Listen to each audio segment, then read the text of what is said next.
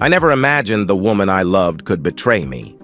But when I found Cassie leaving Ted's hotel room, looking disheveled and guilty, my world shattered. She said, nothing happened. But I knew better. I've spent years devoted to my family, sacrificing everything, only to be repaid with lies and deceit. The pain fueled something darker inside me, a cold, calculated plan for revenge. They thought they could play me, but I'll make them regret ever crossing me. This isn't just about justice. It's about making them feel every ounce of betrayal they inflicted on me. The beginning of the end, my ears were still ringing after the loud noise, and I felt dizzy and sick. After a few moments, I managed to get to my knees and suddenly felt the urge to throw up. "Not this," I said out loud. I leaned back against the wall, trying to collect myself. I was shaking from the shock of it all. Then I noticed my shirt was changing color. It had been white, but now it was becoming red. I realized I was hurt. At first, I didn't know where the blood was coming from, but a sharp pain in my forehead gave me a hint. I carefully touched my hairline with my right hand, and it came back covered in blood. This made me feel sick again, and I gagged, but nothing came up. As I steadied myself, I gently checked my injury. I felt a cut across the left side of my forehead. It was bleeding a lot, and it hurt quite a bit.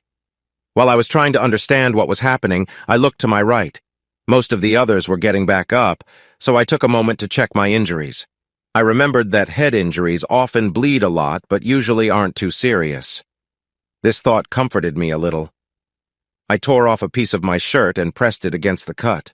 The bleeding slowed down. Then I looked at the rest of my body.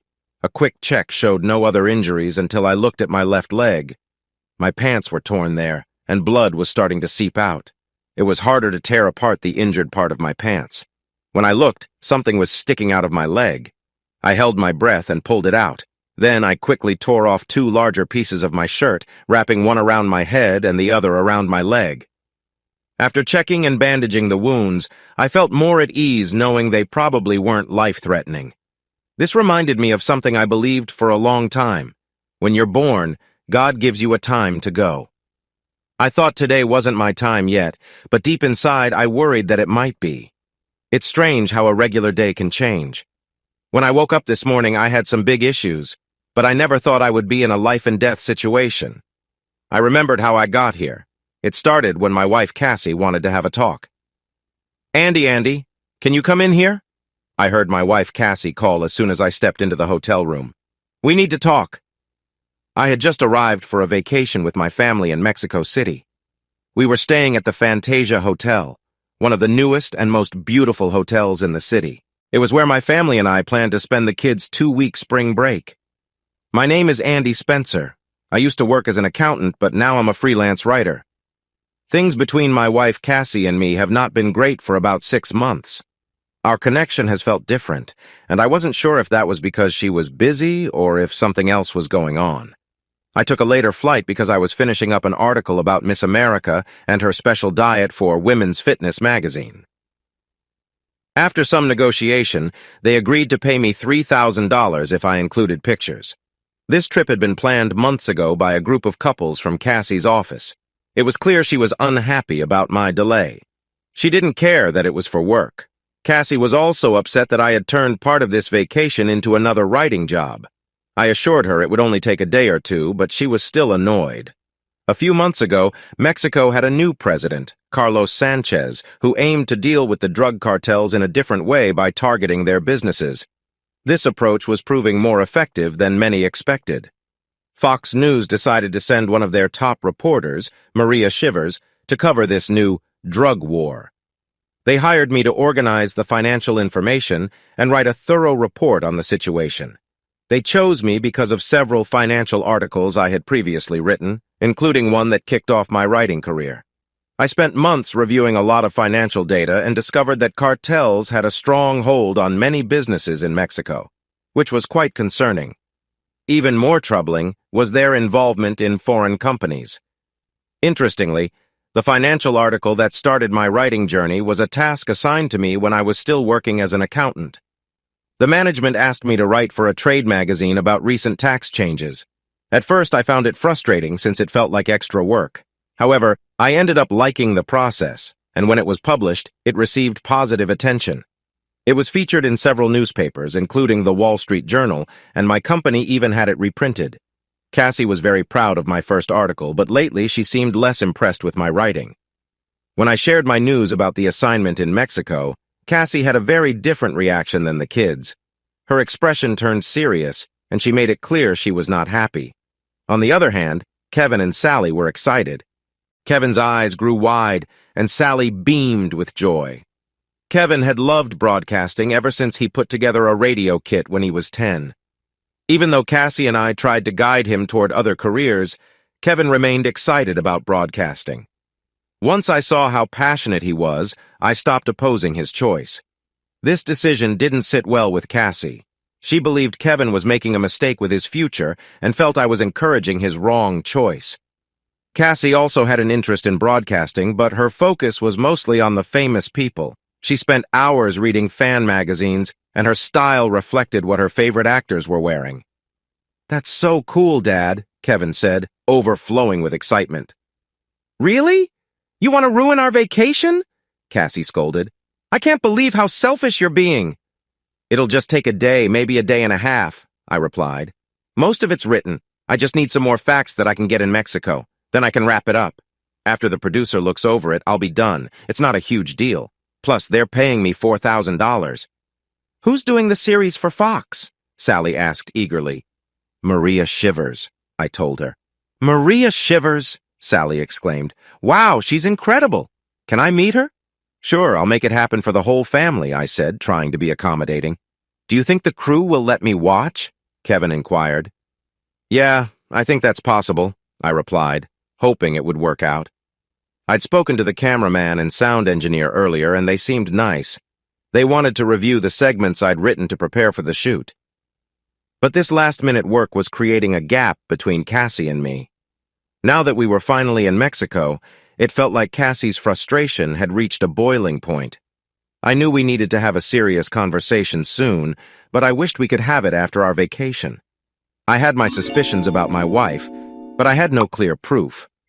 Other than our less active relationship, I hadn't noticed any typical warning signs. Cassie didn't go out with friends much and only occasionally stayed late at work. She brought a lot of work home with her. Although I rarely called her at the office, she always picked up. Even if she was busy, she usually returned my calls within 15 minutes. Cassie didn't seem secretive with her messages, and we shared an email account. She might have a secret email account that I didn't know about. Still, no one called or emailed to tell me they saw my wife with another man. I didn't know for sure if my wife was being unfaithful, but I couldn't shake the uneasy feeling that something was wrong. If my wife wasn't being untruthful, why was I nervous about this talk? Our problems had been growing for a while. My wife had been pulling away from me over the past 6 months. In reality, our issues had been building for the last 2 years, but they became more serious in the last 6 months. To me, it seemed like Cassie was very focused on getting a promotion at her accounting firm. Her father always wanted that for himself, but never achieved it. Now it was Cassie's dream, and it had turned into an obsession over the last few years. About 2 years ago, it started with gentle nudges for me to return to the firm. Then Cassie began saying they needed me back. That turned into comments about how I was wasting my talents. The criticism grew, and it felt directed at my career as a writer.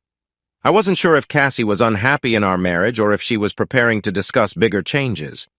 I realized that I needed to be ready for what she had to say when she started talking about how a man could earn his wife's respect. "What do we need to talk about, Cassie?" I asked as I sat down on the couch in our bedroom. "Andy, I'm tired," my wife said firmly. "I'm worn out from doing everything while you do whatever you want. I feel like I'm carrying all the weight around here." "Really? You don't think I do my part?" I replied, trying to stay calm. "For starters, I pay most of the household bills," she said with a look of frustration. I felt my temper rising, but I tried to keep it in check. "It depends on what you call household bills," I said. "When you chose to buy that big house, I told you I wasn't comfortable with it and wouldn't help pay for it. But you went ahead anyway. Plus, I handle all the groceries, the kids' clothes, and their activities. Even with our insurance, I pay all the extra costs." "And I pay for our medical insurance," she replied sharply. "That's through your job," I pointed out. "They still take my share out of my paycheck," Cassie argued, not backing down. "Oh, you mean the small amount for that? You forget that I cover all the gas for our cars," I said, trying to keep the conversation focused. "I cover all the car expenses and insurance, remember?" "You should do that as a husband," Cassie replied, her voice getting louder. We sat in silence, looking at each other. I had come to Mexico with good news about my writing, but now I chose to keep it to myself. It was obvious Cassie didn't respect my work, no matter what I achieved in writing. I was tired of her dismissive remarks. I loved her and our kids, but it felt like Cassie was moving in a different direction. Finally, I sighed and said, "This isn't just about bills, Cassie. What do you really want to say?" Cassie shifted her seat, trying to find the right words. "I'm being considered for a promotion to junior partner. Ted Walker is leading the selection committee. He says the senior partners pay as much attention to the candidate's family as they do to the candidates." There it was, the source of my troubles with Cassie. Ted Walker. I had worked with Ted briefly when I was an accountant, and he had reported to me. I wasn't impressed with him then. He relied too much on his charm and looks. He was smart and had the potential to be a great accountant, but he was also quite lazy. It was normal for accountants to review each other's work. At first, Ted brought his work to me for checking. I found many mistakes and had to point them out, which made him very angry, especially when I put my concerns in writing. Now I sensed this was his way of getting back at me. He seemed determined to undermine my marriage because I had criticized him. Ted, being clever, started having some of the female accountants check his work instead. They probably noticed the same issues, but they didn't say anything. When Ted eventually submitted his work to me, it looked perfect. I should have pushed for more, but I didn't have the energy. Now, for the past 6 months, Ted was Cassie's boss. He had turned his charm toward her. Ted had the looks of a magazine model, tall, handsome, and with a youthful smile. At parties, he was always the center of attention, chatting with everyone. Naturally, Ted was already a partner, and in Cassie's eyes, that made him someone really important. Cassie seemed completely taken by him, and I felt helpless. She wouldn't listen to anything negative about him. Any concerns I raised were dismissed as jealousy from others. Our marriage felt like it was falling apart, and I couldn't do anything to stop it. Even the fact that Ted had been divorced 3 times didn't seem to matter to Cassie. The interesting part was that Sylvia, wife number 4, was the one he really wanted to keep. She was not only lovely, but her father was very rich. If the rumors were even half true, he had more than $100 million. Sylvia had lost her mother about 5 years ago and was an only child. Things started to get difficult in my marriage about a month after Ted arrived. For 18 months before he came, Cassie had been asking me to go back to my accounting job. After Ted got here, things changed. She started making unkind remarks like, "No work to do this week?" or, "Do you think you'll ever sell one of your books?" Then Cassie started complaining that I wasn't earning enough money. This past month, it was a mix of everything, plus her saying I was holding her back. I was left wondering what Cassie's goal was. Her attitude was becoming too much to handle. I let out a big sigh and rolled my eyes. What's bothering him this time? "Your political articles," Cassie said, explaining further. "They're too controversial. Ted thinks they will make the firm look bad." "So writing about the issues in our country today is too controversial?" I replied coldly. "That's sad for your firm." "What else is Ted upset about?" I asked. "He says the partners are very unhappy that you are writing for The Federalist." "So what?" I was feeling angry. "I'm trying to earn a living, and we still have free speech in this country, last I checked. Stop acting like I'm not smart. I noticed Cassie was getting upset now." "I'm not acting like you're not smart," I snapped back. "I'm trying to have a reasonable talk with you, but you're not making sense." This whole situation made me feel both sad and angry. Cassie and I had been married for 15 years. We got married while we were in college, right after our first child, Sally, was born. It had been a tough time, juggling work, caring for Sally, and going to classes. But those challenges and our shared goals made us closer. I first met Cassie at the University of Texas in Austin. She was 2 years younger than me. When we first met, I was completely impressed. She was a petite beauty at 5'3" with dark curly hair and bright blue eyes. But it was her gentle nature that really attracted me. Cassie was a bit shy, but had a kind heart. Back then, she would have helped anyone. Now she was still beautiful, but her caring side seemed to be missing from our lives. All we saw was a woman focused on her career. In college, both Cassie and I studied accounting and shared the ambition of being hired by a major firm and rising to partner status. It seemed like Cassie had absorbed this goal from her father. I couldn't shake the feeling that he was pushing himself too hard in a futile effort. Cassie was a strong student, but I was even better. I graduated with high honors and received offers from 3 major accounting firms. I chose the one with an office in Austin so Cassie could complete her degree. They also promised to assist with my student loans if I stayed for 3 years. When Cassie graduated, I helped her secure a job at my firm. She was intelligent and hardworking, but I knew her chances of rapid advancement were low. Nevertheless, I supported her. Despite my concerns, Cassie moved up the ranks, albeit at a slower pace than I did. I was on a fast track to a senior position, but I faced a significant issue. I was unhappy at work. Meanwhile, Cassie started to doubt whether she would reach her career goals. Instead of giving up, she dedicated herself even more to her work. Unfortunately, this also meant she was unaware of my growing unhappiness, and our relationship began to show strain. Though I think she didn't realize it, Cassie had grown somewhat distant from our children, Sally and Kevin, over the past 2 years. Kevin was younger than Sally and had become somewhat separated from her. Cassie loved him, but at times it felt like she resented how he affected her work ambitions. The last 6 months had been particularly challenging, as she missed many of his activities. Now, the kids were starting to feel the impact. I believe Cassie knew deep down that she wasn't the best mom, but I was sure she also placed some blame on me. I loved her dearly, but I was exhausted from watching our marriage struggle while feeling powerless to change it. If Cassie hadn't been involved with Ted, I believed it would have just been a matter of time before something shifted.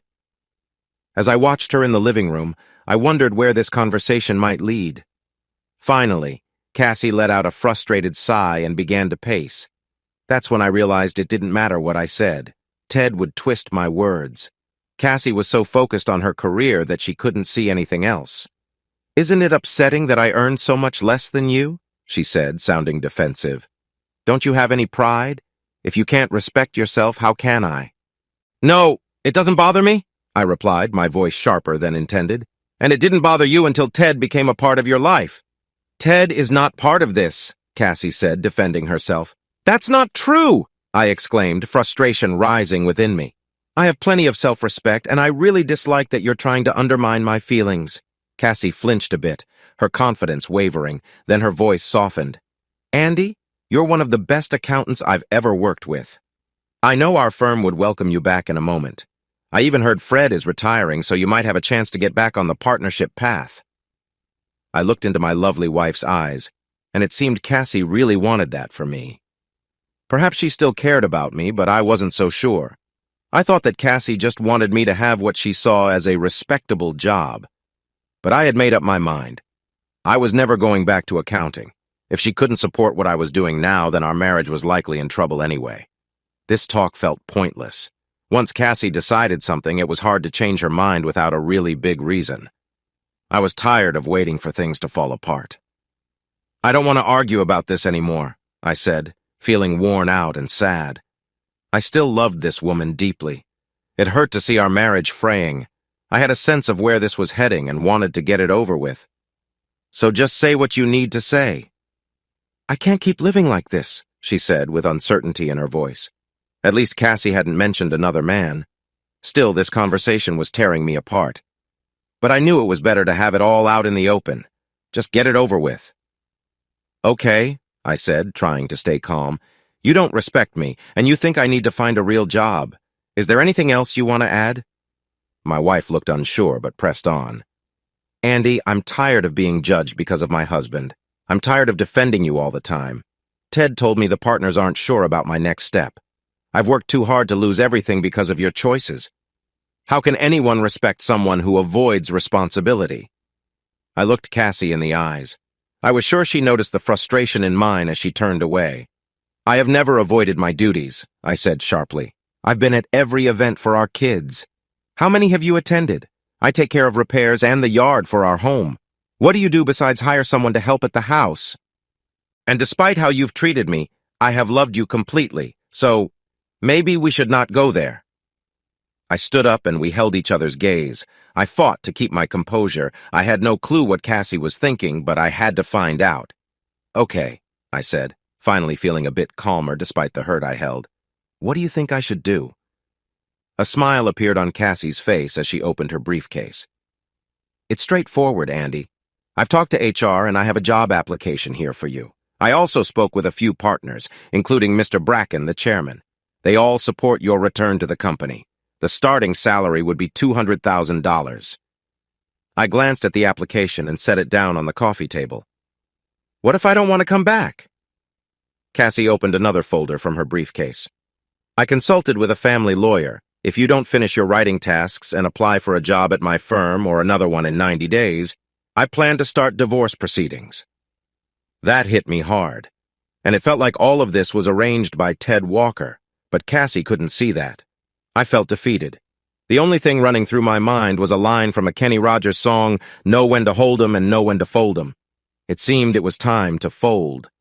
I picked up the divorce papers and quickly read through them. "Should I move forward with the divorce? You'll find the conditions are reasonable. Andy, I really don't want this and I don't want to hurt you. But Ted insists that if things don't change, I can't become a partner." I looked over the divorce papers again. She was right. It was a fair agreement. She would give me half of the house's value, combine our retirement accounts, and split them. There would be no child support, but she would have the main custody of the kids. I would have good visitation rights, and she would pay me $3,000 a month for 5 years. I felt angry. I took out my pen and made some adjustments before signing it and dating it. "Why wait?" I asked, placing the divorce papers on the coffee table next to the job application. "I've changed the terms. First, I don't want anything from that house. That was your choice and your money. Also, I don't want any alimony or to deal with your retirement account, even if it's worth much more than mine. I want joint custody of the kids. I've signed it so you can file it whenever you want." "I am not seeing Ted," Cassie said, shocked and angry. "It really doesn't matter, Cassie. If you haven't yet, you likely will after the divorce is done. This is a good arrangement for you. Just sign the papers." "No," she insisted. "I said I'd give you 90 days, and I'm sticking to that. I hope you reconsider." Before my frustration boiled over, I grabbed my laptop and left the room. Cassie watched as Andy left, feeling upset about how the conversation turned out. I was shaking with emotion. It seemed like a simple decision when Ted and I talked about it. I was torn between feeling upset that Andy brushed off my worries and realizing that he was ready to move on without me. Ted had told me that if I stood my ground, Andy would change his mind. I thought the meeting would be hard, and I expected Andy to argue. I never imagined it would turn into such a mess. I didn't expect Andy to behave like this. But maybe Ted was right. Maybe it was best for me to move on. I definitely felt a strong connection to Ted Walker. Was Andy right that I might develop feelings for Ted eventually? I didn't know, and that thought frightened me. Ted was everything that Andy wasn't. He was someone people admired. I could see how clients and co-workers sought his approval. Most of the women in the office had a fondness for him. Andy looked good, but Ted was even more appealing. Ted was a leader in his field. He represented what many might wish to achieve. It was all very confusing. Andy and I had shared happy times, but maybe it was time for both of us to go our separate ways. Why was Andy making this so difficult? Ted seemed to have a better perspective on my situation. The more I thought about it, the more frustrated I became with Andy for being inconsiderate. He knew how much becoming a partner meant to me. It had taken a lot of hard work to get as close as I had. I felt like I was finally making progress when Ted arrived from New York, and now Andy's actions were jeopardizing that. I'd heard some complaints about Ted before, but they seemed to come from men who felt threatened by him. There were rumors of unfaithfulness, but every time I saw Ted with his wife, Sylvia, he was caring and attentive. However, Sylvia often seemed distant, especially to the other women around Ted. I wanted to talk to Ted, but since his wife would be on this trip, it wouldn't be wise to just call him. Sylvia wouldn't appreciate that at all. Still, I had a business meeting planned with Ted and a few others tomorrow night to go over several clients and discuss what I needed to do over the next 3 months to secure the junior partnership. I thought maybe I could bring up my issues with Andy during that meeting. Perhaps I should just go ahead and file for divorce, but I had promised to wait 90 days. My home life felt like it was falling apart. The connection Andy and I had shared for so long had been wonderful. I think I fell for Andy the moment I met him. He was attractive, though not as much as Ted, but it was his eyes and smile that truly drew me in. Andy had kind eyes, and his smile made you feel warm inside. At first, I would get jealous when other girls flirted with him, but after years of being married, I trusted Andy completely. Now, everything felt different, and I was unsure about our relationship. Thankfully, Ted was there for me, ready to help no matter what happened with Andy. This whole situation had really shaken me. I started to wonder if I was drifting away from my husband. Just a year ago, I couldn't imagine that happening. But it was real. I didn't feel the same respect for him anymore. When I compared him to Ted, Andy seemed to fall short. Andy had written 2 books, but neither had been published. He must have received a lot of rejections. It was sad to admit, but he didn't seem like the same man I had married. If I couldn't respect my husband, then our marriage had a hard road ahead. I wished he could be more like Ted, and if Andy didn't improve, I didn't know what would happen. The thought of divorce made me feel uneasy.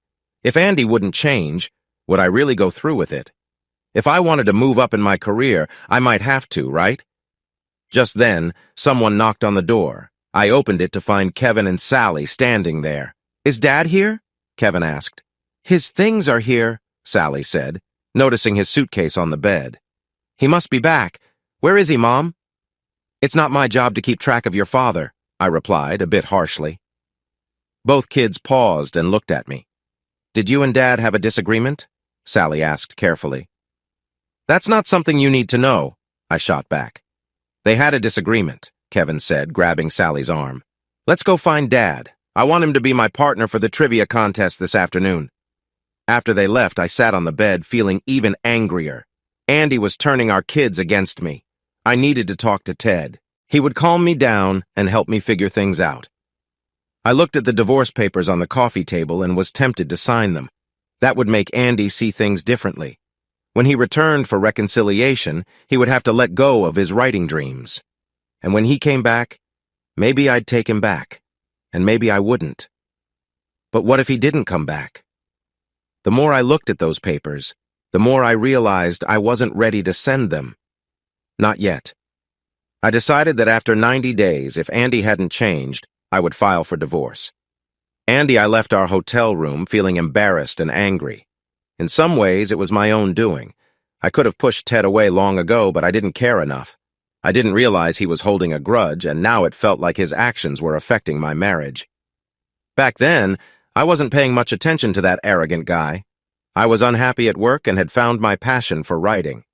I cared more about improving my writing skills than what Ted was doing. After my first article, I began writing short stories about local people for the community newspaper, and they published all of them. I knew the local paper liked them because they didn't have to pay. But then a few were published in a bigger paper, the Austin American-Statesman. I didn't get any money, but it felt great to see my work recognized. During this time, I also started writing my first novel. When I finished, I tried to find a publisher, but it didn't work out. I received nearly 400 rejection letters. I even wrote to some publishers multiple times with new ideas. Still, they all said no. But I didn't give up. I started on my second book. As I got deeper into writing, my job became more and more frustrating. Meanwhile, Cassie was doing well and received 2 promotions. We were doing okay financially, but I knew I needed to make a change soon. At first, I wasn't sure how to find writing assignments. Then I found several websites for different magazines. I explored the topics they covered and started coming up with my own ideas. After brainstorming a dozen ideas I felt good about, I pitched them to the magazines.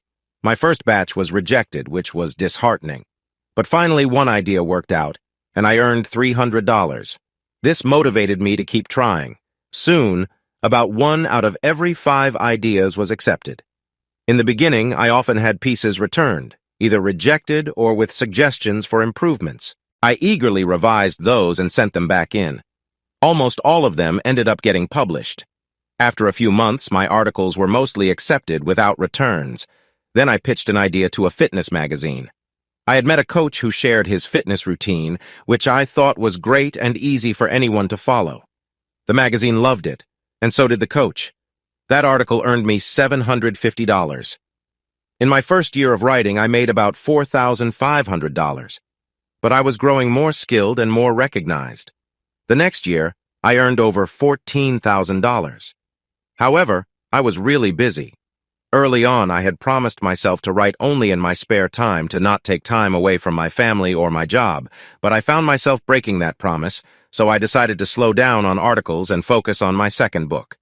When I finished it, I had no better luck getting it published than I did with the first one, so I went back to writing articles for magazines. I talked to Cassie about how unhappy I was, but she didn't really understand. She had only been somewhat interested when my first articles were published. Now Cassie didn't care about them at all. To her, it was just a hobby. She kept reassuring me that I was just experiencing a challenging phase and that I would eventually move past it. In the meantime, I shouldn't make any hasty decisions. But then something happened at work that changed everything for me. I got into a disagreement with Fred Tompkins, a partner. I should have known better than to challenge a partner. Fred was not a pleasant person. I really didn't understand why he was a partner. He knew his stuff, but he never did any of the hard work.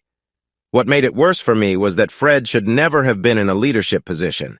His team disliked him because he took credit for their successes and blamed others for any mistakes. I couldn't stand him, but looking back, I think I should have thanked him. Fred was the one who helped me leave that job I didn't like. As I felt more and more unhappy at work, Cassie was slowly climbing the corporate ladder.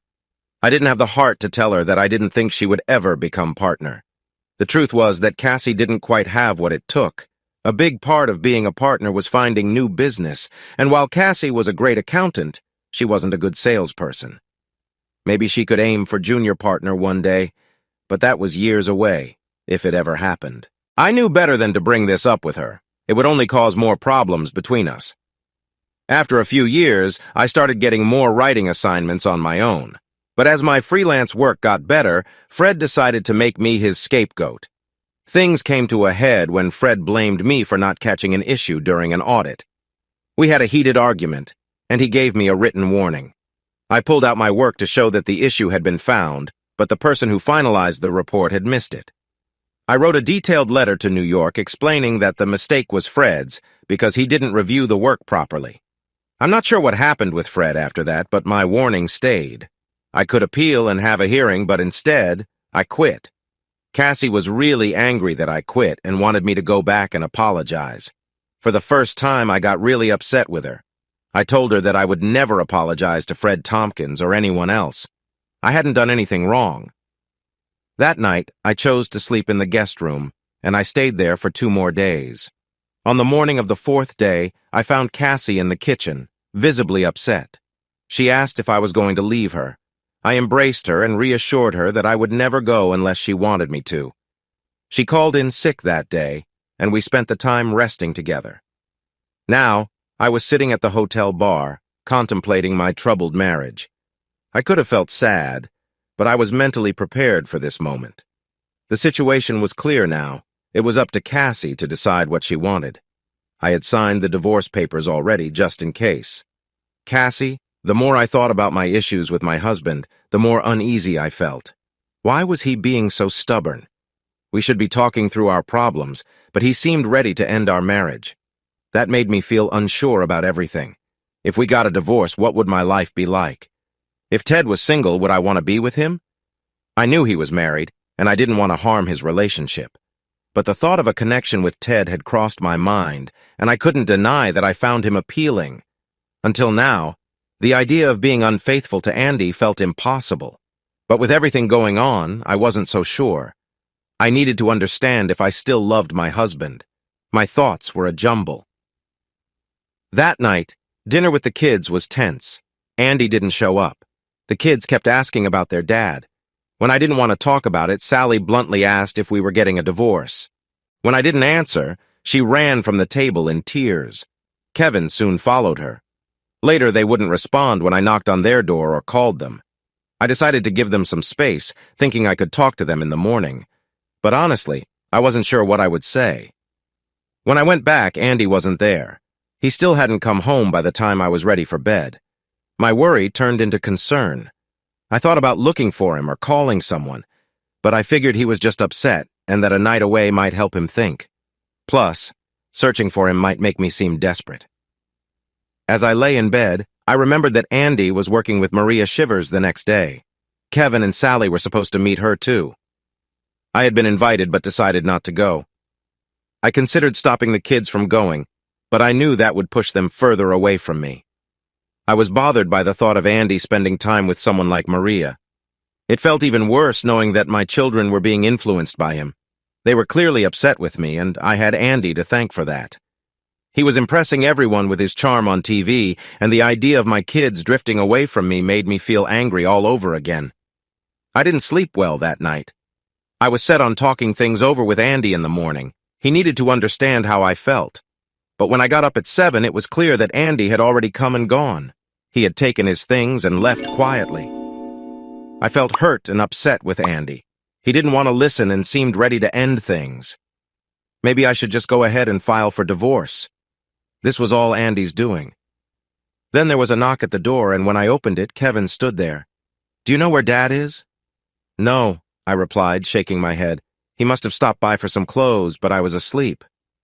"Are you two really getting a divorce?" Kevin asked, concern in his eyes. "Sally says it's your fault because you're always working." That made me angry. "Well, excuse me, some of us have real jobs." "Whatever," Kevin said, turning away.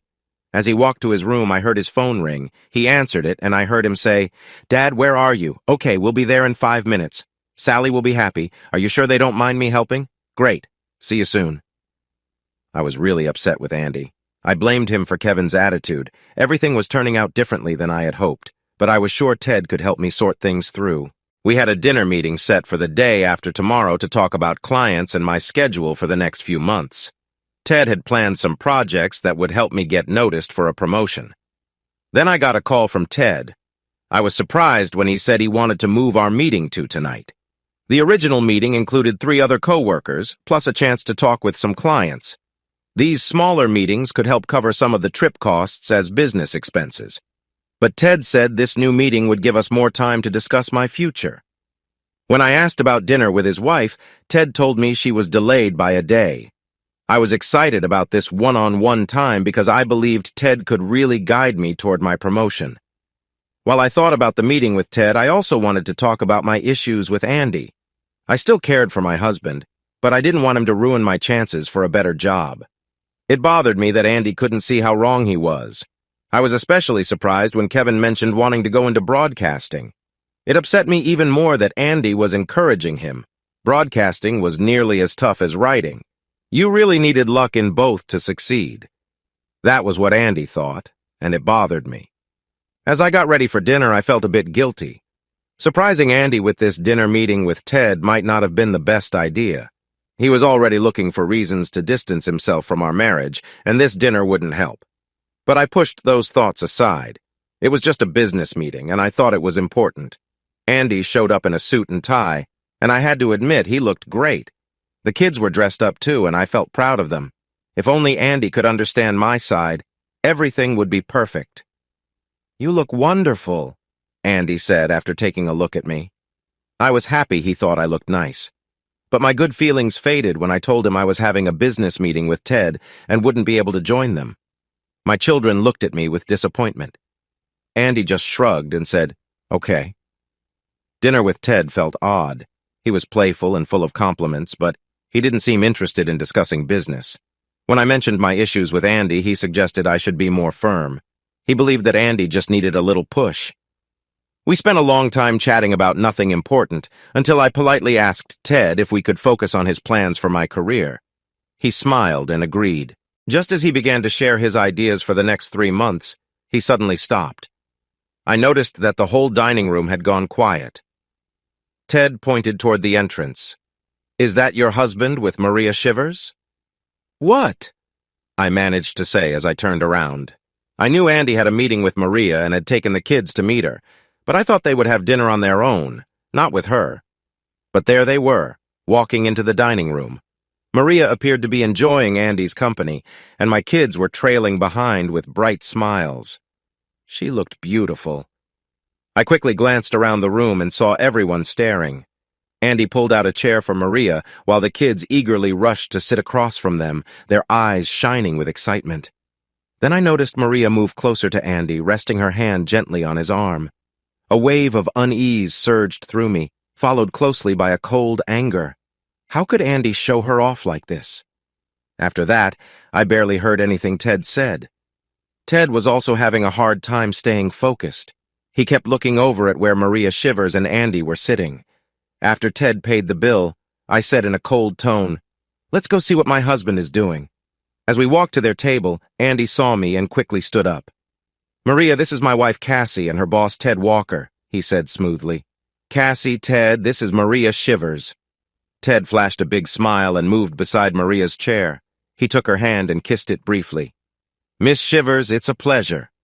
Maria narrowed her eyes a bit but gave a tight smile back. "Thank you." Then she turned to me and smiled warmly. "It's nice to meet you, Mrs. Spencer. You're a fortunate woman.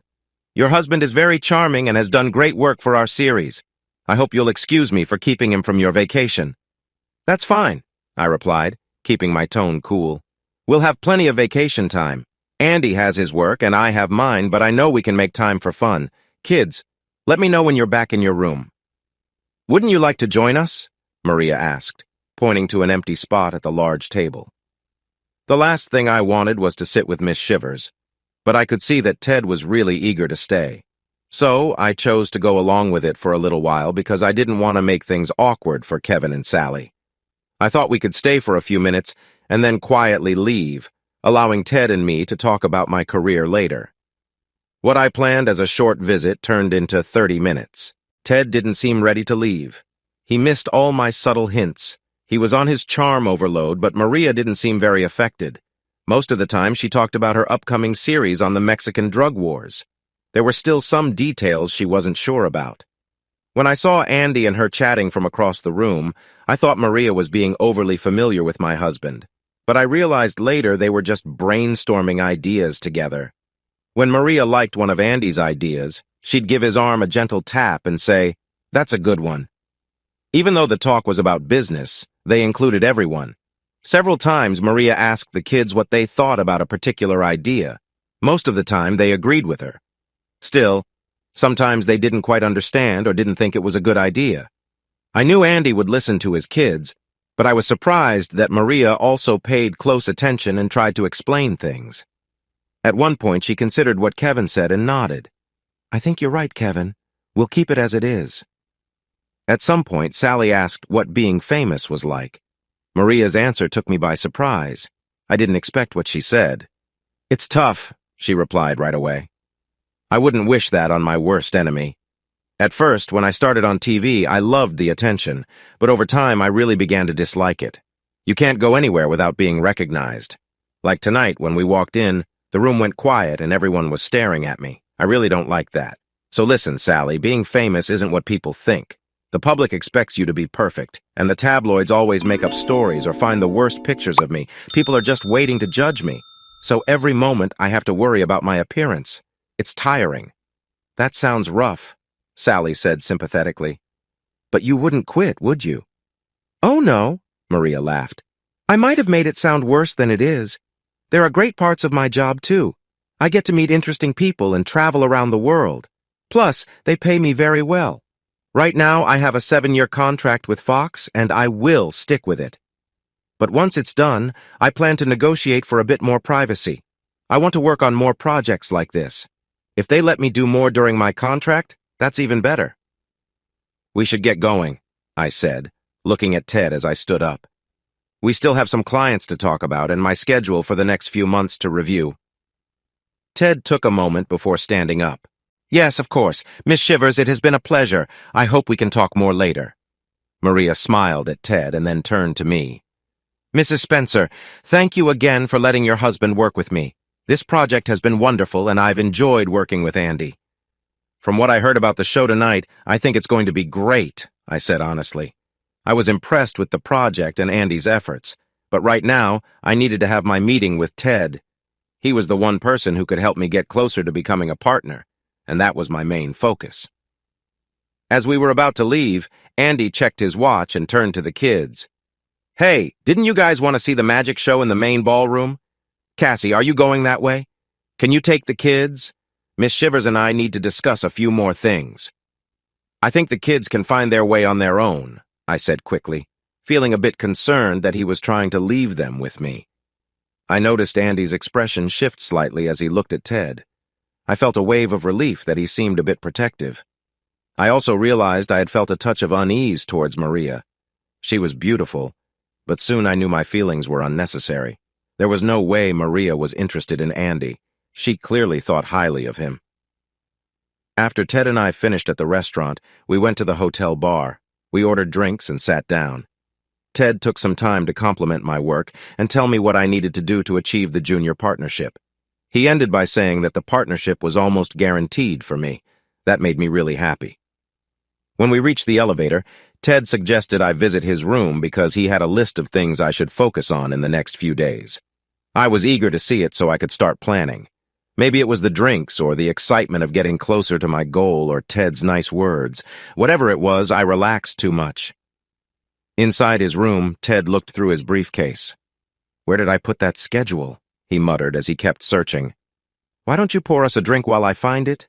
We can toast to your future success." Thinking I was being helpful, I poured 2 drinks and handed one to him. Finally, he found the list and sat on the bed. He patted the space next to him, so I sat down. He began to explain the list to me. There was more praise, which, mixed with the drinks, made me a bit foggy in my thinking. At one point, Ted stopped and looked into my eyes. "Cassie, you're amazing," he said, his tone warm and sincere. I should have pushed him away, but instead I leaned in closer, caught up in the moment. I felt confused and lightheaded. But when he tried to go further, I suddenly woke up to the situation. I pushed him away, but he came back at me. We struggled, and finally I managed to escape. A realization hit me. Ted wasn't really interested in helping me. He just wanted to take advantage of me. I felt foolish for not seeing it sooner. Thankfully, I had stopped things before they went too far. "Ted, what do you think you're doing?" I said sharply as I backed toward the door. "I didn't expect you to pull this on me," he shot back. "You knew what would happen if you came to my room." "Forget you, Ted," I said, grabbing my purse and leaving. As I stepped into the hallway, I saw Andy walking by. His expression made me feel terrible because I knew what he was thinking. How could I have been so foolish? I watched as Cassie left the dining room with Ted, and it hurt me inside. Nonetheless, I had to keep calm until the kids finished their desserts and got ready for the magic show. I didn't want to share my feelings in front of Miss Shivers. "This has been a lovely evening," Maria said as she started to pack up her things. Then she paused and looked at me with an expression that was hard to understand. "You are a very lucky man, Andy. You have a wonderful wife, lovely kids, and you are very talented. I kind of envy you. You have everything many people wish for." "Oh, I don't think you'd want my life. Your life seems to be going really well," I replied with a smile, trying to lighten my own mood. "You're beautiful, you're single, and your career is thriving. Ted seems really taken with you. It's odd, though. You acted like you were trying to avoid him. Is that your way of keeping the guys interested?" Maria sighed and shook her head. "No, I meet guys like Ted every day. They think they are so special, and I'm sure he could get lots of women easily. But I'm not interested in men like that. Honestly, I want someone I can truly trust. I want someone who will appreciate me for who I am, not because I'm on TV." "Honestly, many people think you have everything you could want," I said with a laugh. Maria smiled, but it was tinged with sadness. "Then you and everyone else are mistaken. It gets really tiring when you can't go anywhere without people recognizing you. I meant what I said about disliking fame. I struggle to keep a boyfriend because they often feel overwhelmed by me. Here's a little secret. It can get quite lonely." "I'm really sorry to hear that," I said sincerely. "If you ever need someone to talk to, I'm here." "You're kind, Andy," Maria said as she gathered her papers, preparing to leave, but then stopped. "If you think your wife wouldn't mind, I could use someone to chat with now and then, someone who isn't looking to use me." "Here is my card," I said, handing Maria my business card. "You can call me any time. Well, preferably during the day, but I'm usually up until midnight and awake by 6 in the morning. If you're really needing to talk, feel free to call any time. I just can't promise I'll make much sense if it's really late." Maria laughed and gave me a friendly gesture. "Thank you. I really appreciate that. By the way, I'm hoping to write a piece about issues in Hollywood. Would you be interested in working on something like that with me?" "I'm open to any writing project," I replied eagerly. "I'll get the rewrites finished so you'll have them first thing in the morning." I grabbed my bag and headed out. I had a lot of writing to do and would likely be up late. I planned to stop by the room and let Cassie know, just so she wouldn't worry when I came in around 3 or 4 in the morning. As I walked by Ted's room, the door opened, and Cassie stepped out. Her makeup was smudged, her hair looked messy, and her dress was slightly askew. My eyes narrowed while Cassie's widened. We locked eyes for what felt like a long time. Finally, Cassie spoke. Nothing happened. I was fearful of losing Cassie to Ted, and seeing the evidence in front of me broke my heart. So many feelings rushed through me in those moments. I felt stuck and unable to move for a little while longer. With a heavy heart, all I could say was, "Just sign the divorce papers and file them." As I turned to leave, Cassie grabbed my arm. Nothing happened. Ted crossed a line and I left. "Andy, we need to talk." I pulled my arm away and quickly walked down the hall. I needed to escape. If I stayed, I wasn't sure what I might say or do to either Cassie or Ted. "Please, Andy, don't walk away," I heard Cassie plead. "Nothing happened." When I reached the elevators, one opened and a couple stepped out. I got on and pressed the button for the main floor and the rooftop. I didn't know which way the elevator was going. To my surprise, it was going up. The last thing I saw as the doors closed was Cassie, appearing very pale. I wanted to drink to forget, but I knew I couldn't. I still had to finish my work for Fox. When the elevator doors opened, I noticed the rooftop bar to my right. Before I walked into the Barra de Fantasia, I looked around the roof. It was designed as a recreation space. Besides the bar, there was a nice-sized pool at the edge with railings to keep people safe. The view while swimming must have been amazing. Between the bar and the pool, there was mini golf. They removed the obstacles at night for safety. There were 2 small basketball areas for games, too. The big snack bar on the left was closed for the night, and I couldn't see much else in the dark. Even with what little I saw, it looked impressive, but I didn't have time to enjoy it.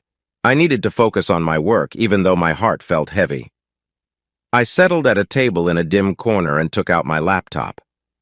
I noticed Cassie when she entered the bar looking for me, but she couldn't see me. After a bit, she left when she couldn't find me. I stared at my screen for a long time, but couldn't start working. I looked at the bar, hoping a drink might help calm me down. As I sipped my second drink, thoughts about everything I had to do when I got home flooded my mind. I needed to open new bank accounts, remove Cassie from my 401k, find a new place to live, and decide what to take from our big house. Then I thought about finishing this assignment and heading back to the United States. I knew the kids would be sad, but Cassie had made her choice. It was better to clear things up and start fresh. I'd leave after I was sure that Maria had everything she needed from me. After I finished my work, I sent the rewrites to Maria. To my surprise, the bar was empty. I checked my watch and it was 4 in the morning. I didn't want to go back to my room, so I decided to relax on one of the lounges by the pool. Before I did that, I picked up the house phone and called the front desk. I asked them to change my flight tickets. I wasn't sure if they usually did that, but it was listed as one of the services at the Fantasia Hotel. I asked them to book me on the earliest flight, ideally directly to Austin. If that wasn't possible, I was okay with a flight through Houston. Once that was settled, I laid down, not expecting to sleep, but eventually I drifted off. I woke up to my phone buzzing with a message from Maria. It simply said, "Big news! My room 7 a.m. I checked my phone, it was only 6. I had time to go to my room and change, but instead, I decided to use the men's room to freshen up a bit.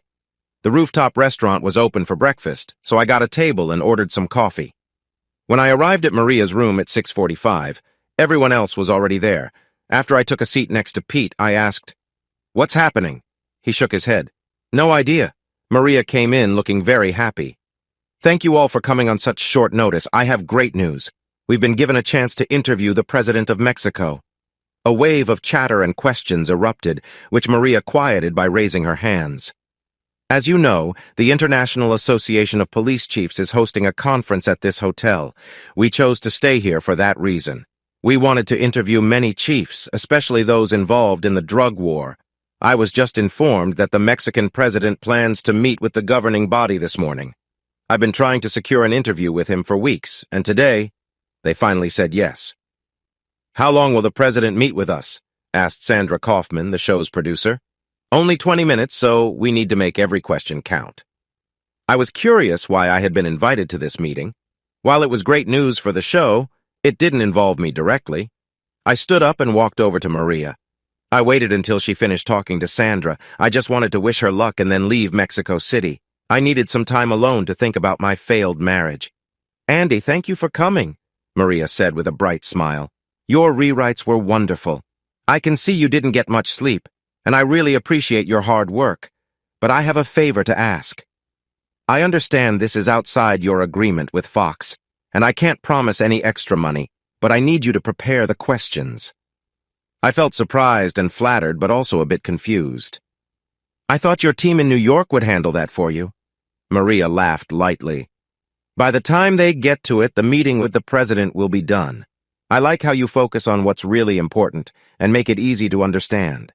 I need at least 30 questions, and I need them really quickly because the interview is at 9. I shrugged and said, "Sure." 50 minutes later, I printed out 42 questions. Maria motioned for me to sit beside her while she looked over my work. It felt a bit unreal to sit next to someone as famous and lovely as Maria. I wouldn't admit it, but I felt a little nervous. To calm myself, I watched the rest of the crew moving around swiftly as they turned the sitting room into a mini studio. Pete and Billy were finishing setting up the camera and sound equipment. The makeup team was getting ready. Sandra was on her cell phone, chatting excitedly with someone.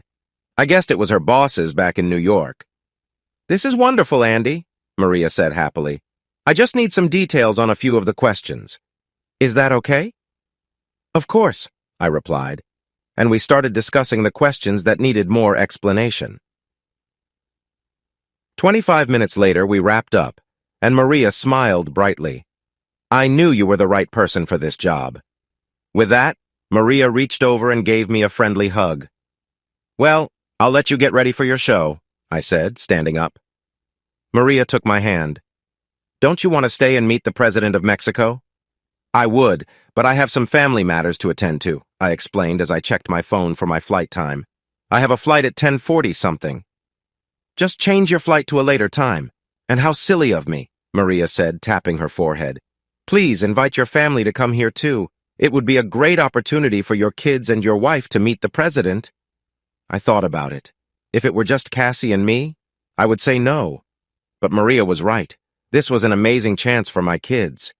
It's not every day that you meet the leader of another country. I couldn't hold back Sally and Kevin just because their mother and I were going our separate ways. I would keep it together until after the meeting. Leaving Maria's room, which was a bit chaotic from the upcoming interview, I found the hallway nice and quiet. I called the front desk first and told them to change my ticket.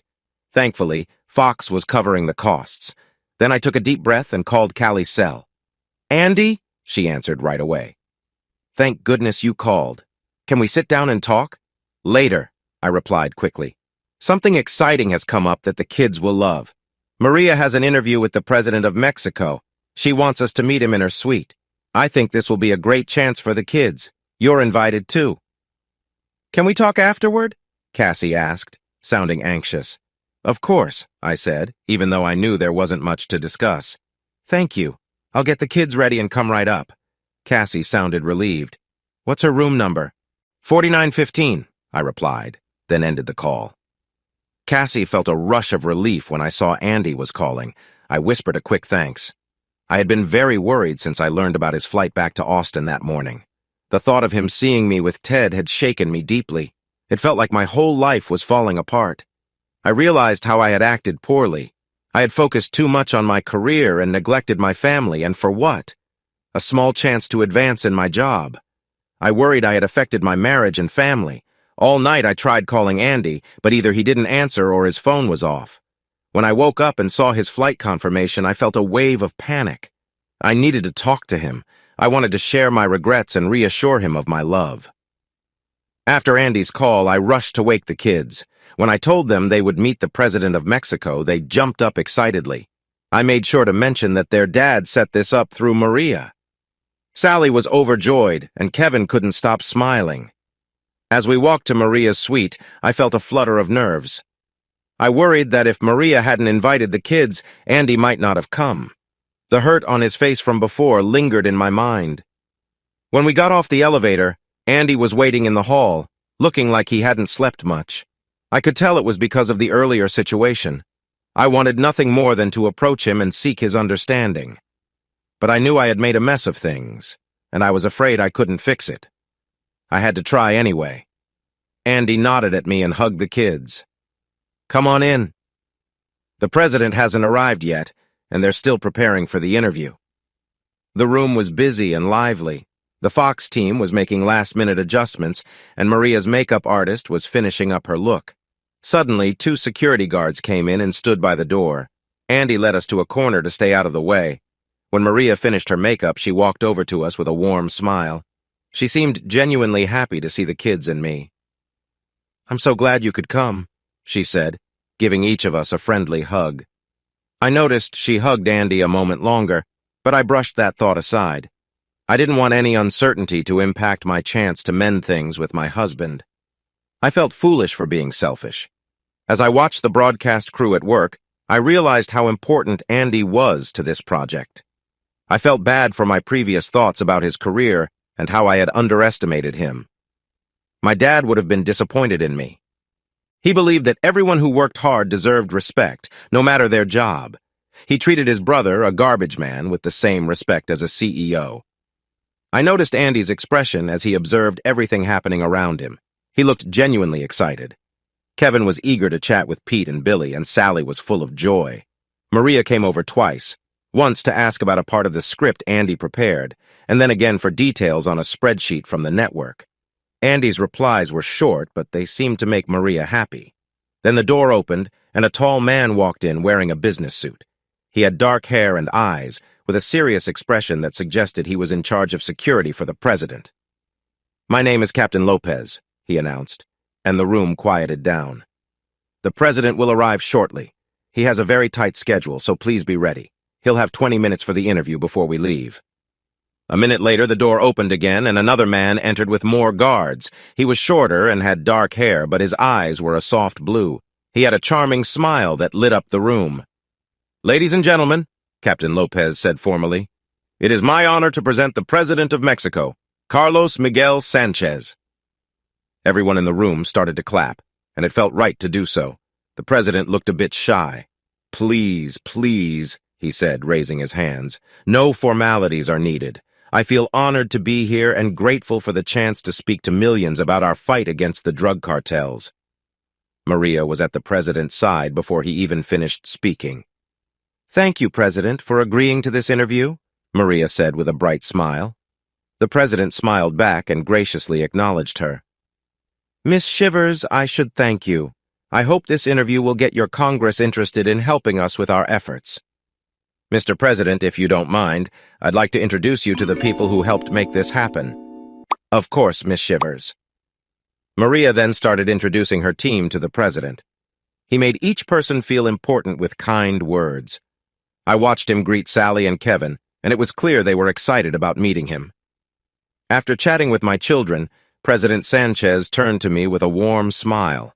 "Ah, Mrs. Spencer, your husband is very lucky. You are a wonderful woman with lovely children." Even though I knew he was a skilled politician, I still felt a bit shy. When he turned to Andy, I was surprised to see the president's eyes light up. "Mr. Spencer, I really admire the work you've done on this show. Miss Shivers shared many details with my office. You impressed some of my closest advisors with how clearly you presented our issues. Your work will be very useful to us." I was surprised to see Andy blush, as he rarely showed any color in his cheeks. He was humble in his response. Most of the work was done by Miss Shivers' team. I just helped organize the information a bit. No, you did much more than that, Mr. Spencer, and I appreciate it. Once the introductions were finished, Andy began to guide us out of the room, but I heard Maria ask him to wait for a moment. Andy, when the president sat down to start the interview, I knew it was time for my family and me to leave. I began to lead Cassie and the kids to the door. Just as we were about to leave, Maria called me over. Andy, could you stay back for a minute? I nodded and opened the door for my family. Once it was closed, I turned to Maria. Andy, I have another favor to ask, she said with a smile. I know you've completed your work, but could you wait in the hall until the interview is over, just in case any questions come up that you might help answer? Of course, I replied, and stepped into the hallway. Most people had already left, leaving only my family, Maria's makeup artist, Captain Lopez, and a few security guards. They were all on alert, with some carrying large bags. I went to my family and noticed Cassie had a serious look on her face, along with a hint of concern. I knew she wanted to discuss what happened the previous night and my job. I wanted to finish this quickly, but I needed to make sure our talk wouldn't be interrupted.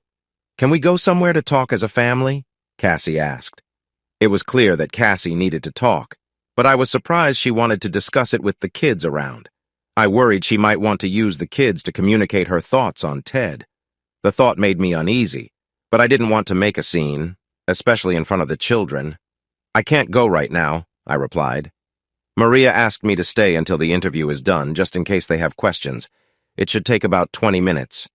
Why don't you and the kids go back to the room? I'll call you when I'm finished. Cassie shook her head. We'll wait for you. That will be boring for the kids, I said calmly. How about you let them do something else for a while? If it's okay with you, Dad, Kevin quickly said. I'd like to stay. Maybe I can help Pete and Billy with their stuff? I want to stay too, Sally said right after Kevin. Maybe I can talk to Miss Shivers or the president. We're all staying, Cassie said firmly. I didn't like this at all. I wasn't going to be swayed by my kids or anyone else regarding Cassie's growing bond with Ted. I had an uneasy feeling about her and Ted, and the events of the previous night made me think my concerns were valid. It was too much to process. I stepped away from them and leaned against the wall near the door, feeling frustrated when I suddenly heard Captain Lopez's radio crackle. Whatever was said changed the captain's attitude, and he began giving quick orders back into his radio. Whoa! The captain exclaimed and hurried inside Maria's suite. Even though I didn't understand Spanish, I could tell that was something serious. I followed him inside. Mr. President, we have to go, he said in English, grabbing the president's arm. There are dangerous people in the hotel. For the past 6 months, my life had felt like it was falling apart. Cassie seemed more and more drawn to her boss, Ted Walker. I was worried he might try to win her over. Ted was the type of guy who used people and then turned away. Years ago, when I supervised him, I had to write him up for his careless work. It didn't hurt his career, but in his eyes, I had stained his name, and I was sure he was plotting revenge by trying to ruin my marriage. These last months had worsened the situation between Cassie and me. I hoped that our vacation in Mexico City with the kids would help bring us closer again. In the last day, my life took a turn for the worse. Cassie gave me a choice: leave my writing job and go back to accounting, or she would leave me.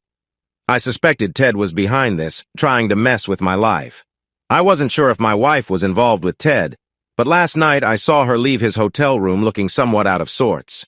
If that wasn't bad enough, things got even more serious. Now, I found myself on the 49th floor of a hotel with the President of Mexico while armed men were looking for him. I feared that if they found the president, they wouldn't spare anyone else nearby.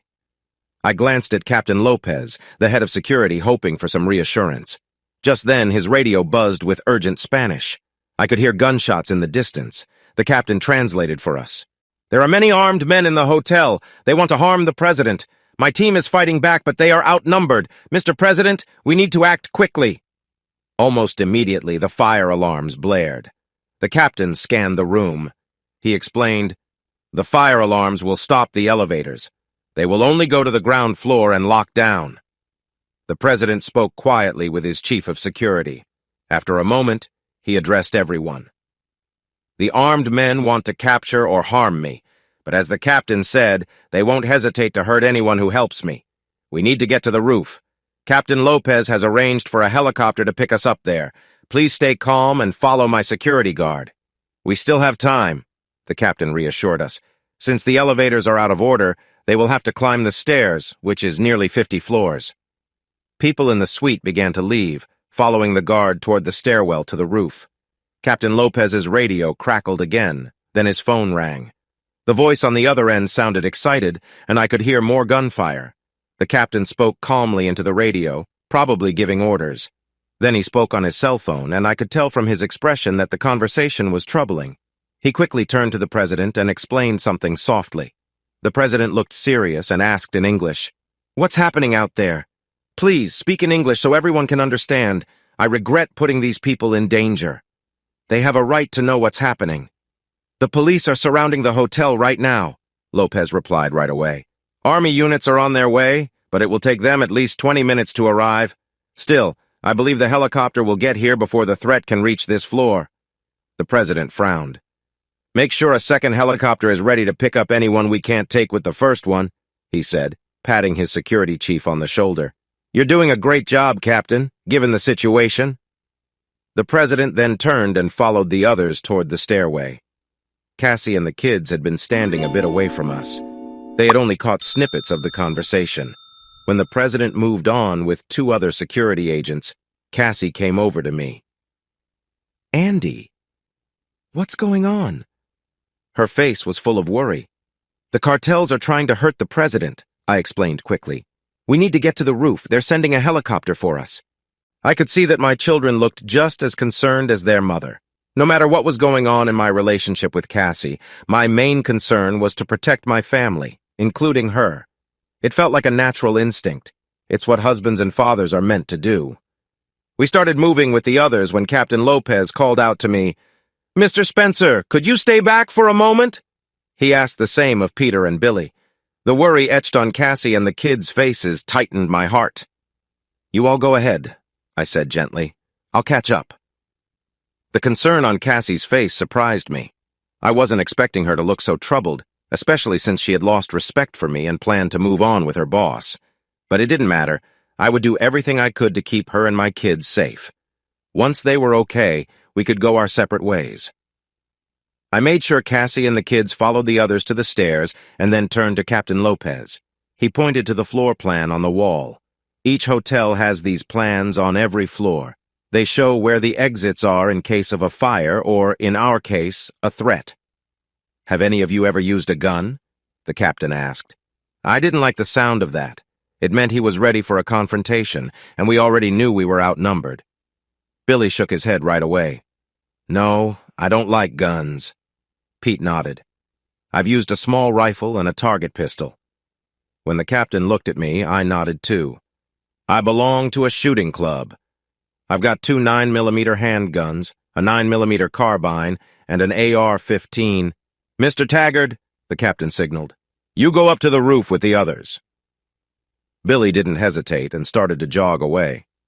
"I'm not completely clear on everything happening," the captain said, "but it's a serious situation." Before he could elaborate, his cell phone rang. After answering, he spoke quickly in Spanish. "Was that bad news?" I asked. The captain nodded. "The president's helicopter has a mechanical issue. I told the pilot to take another helicopter if needed. It may take longer than I thought. We might need to defend ourselves. And there's more.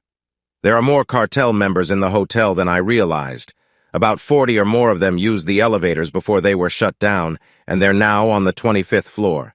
At least they don't know where the president is yet, so they'll have to search floor by floor, giving us some time. However, this attack seems carefully planned. They have about 30 or 40 more members on the ground level, and they've set up blockades to stop us. I've also learned they've sent others throughout the city, causing chaos to slow down the police and military response." "What do you want us to do?" I asked. "I've told my men on the ground floor to move to the 20th floor and hold off any attackers. The rest of my team is meeting us here," the captain said, pointing to a map. "There are only 2 staircases leading to the roof, and we need to defend them. If needed, we can fall back to the doorways opening onto the roof. It's essential to delay the attackers until help arrives." I knew the captain was focused on protecting the president, but I couldn't shake the fear of what would happen if the cartel reached the roof. They could cause distress for everyone there, including my family. My concern for my wife and kids overwhelmed me. I knew I would do anything to keep them safe. Captain Lopez lifted his radio and spoke quickly in Spanish again. Turning back to Peter and me, he said, "My men on the ground are ready. The others are coming up to join us. We have some time, but we need to create barriers on the stairs to slow them down." The captain instructed us to start moving furniture down the stairwell. He wanted to make it hard for the attackers to reach us. Then, he told us to build a blockade on the landing just below the last stairs to the roof. We began with the room next door, which was still open. Meanwhile, the captain hurried to unlock several other rooms with a master key. Captain Lopez then left with 3 of his men to check the other stairway. In the next 10 minutes, we cleared out most of the furniture from Maria's suite and 3 other rooms. We carried, pushed, and pulled everything we could before stacking it on the stairway. It wouldn't completely stop the intruders, but we hoped it would slow them down. Just after I tossed a chair over the railing, 5 men appeared. I quickly grabbed a nearby security agent's gun, but he stopped me. "No," he said in English. "Good guys." I watched as the 5 men clambered over the piles of furniture we'd thrown down. To my surprise, they managed to get through with little trouble. I lost track of how many security agents Captain Lopez had with us, but I felt better seeing that they had various guns. One of the men had a hurt arm, and his shirt was ripped, revealing that he was wearing a protective vest. Captain Lopez returned just after the last man reached the top of the stairs. He spoke quickly in Spanish, but I caught the names Peter and Andy. I figured he was identifying us, although he didn't introduce us to his men. "Andy, Peter, I'm leaving 3 of my men here. I want you to keep throwing furniture down the stairs and set up a barricade," he told us. He sent 2 other men to check the other stairway and opened several more rooms for us. Fueled by urgency, the 6 of us moved almost 2 more rooms of furniture onto the stairs. Still, I worried about how long that would hold off the gunmen, but we had to focus on building a barricade. I wasn't sure what could stop the bullets we might face, but one of the Mexican security men had a plan. He instructed us to grab some mattresses and drag them to the landing. Then, he began breaking apart the desks in the rooms. I joined him while Peter and the other security guys worked to remove as many wires from the lamps as they could. Once we gathered everything, we stood the mattresses on their sides with the desks in between. We used electrical wire to tie them together to make sure our barrier wouldn't fall over. It wasn't perfect, but it offered some protection, depending on the kind of bullets the attackers might use. Just after we finished, Captain Lopez returned, ready to help defend this stairway. He handed me an assault rifle and gave Peter a pistol. Peter shrugged, unsure how to use it. The captain took the weapon from him and showed him the basics, how to remove the magazine, put in a new one, load a bullet, and turn off the safety. Then he looked at me. "Any questions?" The rifle I had been given was similar to the one used by the United States military. It was not much different from my own. I pressed the button to remove the magazine and pulled back the slide to take out the bullet that was already loaded. I put the bullet back in the magazine, pushed it back in, and loaded another bullet. Then I pointed at a small switch on the side. "This switch changes it from semi-auto to automatic," I explained. The captain nodded and handed me 4 more magazines, then gave Pete 3 extra ones for his handgun. "Peter, Andy," he said seriously, "if you feel unsure about this, it's okay to go to the roof. You can defend from up there." "No way am I leaving," Peter replied right away as he took out his phone. "I'm going to record everything. This is going to be incredible footage." The captain smiled at me. "I'm not going anywhere unless I have to," I said confidently. "I want to protect my family no matter what." "Let's hope it doesn't come to that," the captain replied, making the sign of the cross. 10 minutes later, we heard movement below. "They're being very careful," Captain Lopez said, almost to himself. "They know they'll eventually meet the president's security. That helps us." I saw the first person appear, then quickly duck back down. I could hear them speaking in Spanish, discussing how to reach us. I then heard gunfire from another stairway, which worried me. If they got through there and I was down here, my family would be in serious trouble. I had to trust that Captain Lopez would keep us safe. As if sensing my concern, the captain said, I have all the civilians off to the side, and 3 more security officers are watching over the president. When another person peeked up, he didn't pull back fast enough. That was a mistake. Captain Lopez shot and the man fell. Then we heard gunfire from below that echoed towards us. I hadn't expected that. We had to drop to the floor. Using the cover, another person jumped out and hid behind a couch we had pushed down for protection.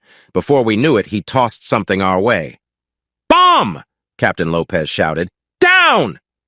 I fell flat on my stomach and let go of the rifle. Covering my ears and pressing my lips together, I braced for the noise. The explosion knocked our mattresses towards us at an angle. Most of the force from the blast had been absorbed by our makeshift wall. Captain Lopez and the other guards jumped to their feet in an instant, shooting at the attackers below. Their shots mainly hit the couch. I came up a moment later and started shooting too. Peter was lying on the floor, dazed by the explosion. A quick look showed me blood was coming from his ears. I wasn't sure if we had hit anything, but we had definitely made them think twice. During a lull, I checked on Peter. He was sitting up but still looked a bit confused. Captain Lopez leaned down and asked, "Can you hear me?" Pete nodded. "How many fingers am I holding up?" "Finger," Pete replied with a grin. "What are fingers?" "He's fine," the captain said with a smile. "They're coming again!" shouted another guard. I saw 5 attackers rush forward and take cover behind the furniture while their friends shot at us from below. As I crouched down, I realized that moving the furniture may not have been a great idea. When the attackers paused for a moment, the guards and the captain began firing back. I heard some of them shout in pain. Maybe the furniture was a good idea after all. It gave the attackers a false sense of safety, but now they were finding out it wasn't as strong as they thought. Another grenade flew toward us. At first, I didn't think it caused much trouble, but when I looked over, one of the guards was on the ground, injured. The captain crawled over to try to help him, but it was too late. I took a quick look beyond our barricade and saw that the concrete wall had several large chunks missing. We exchanged fire for a few more minutes.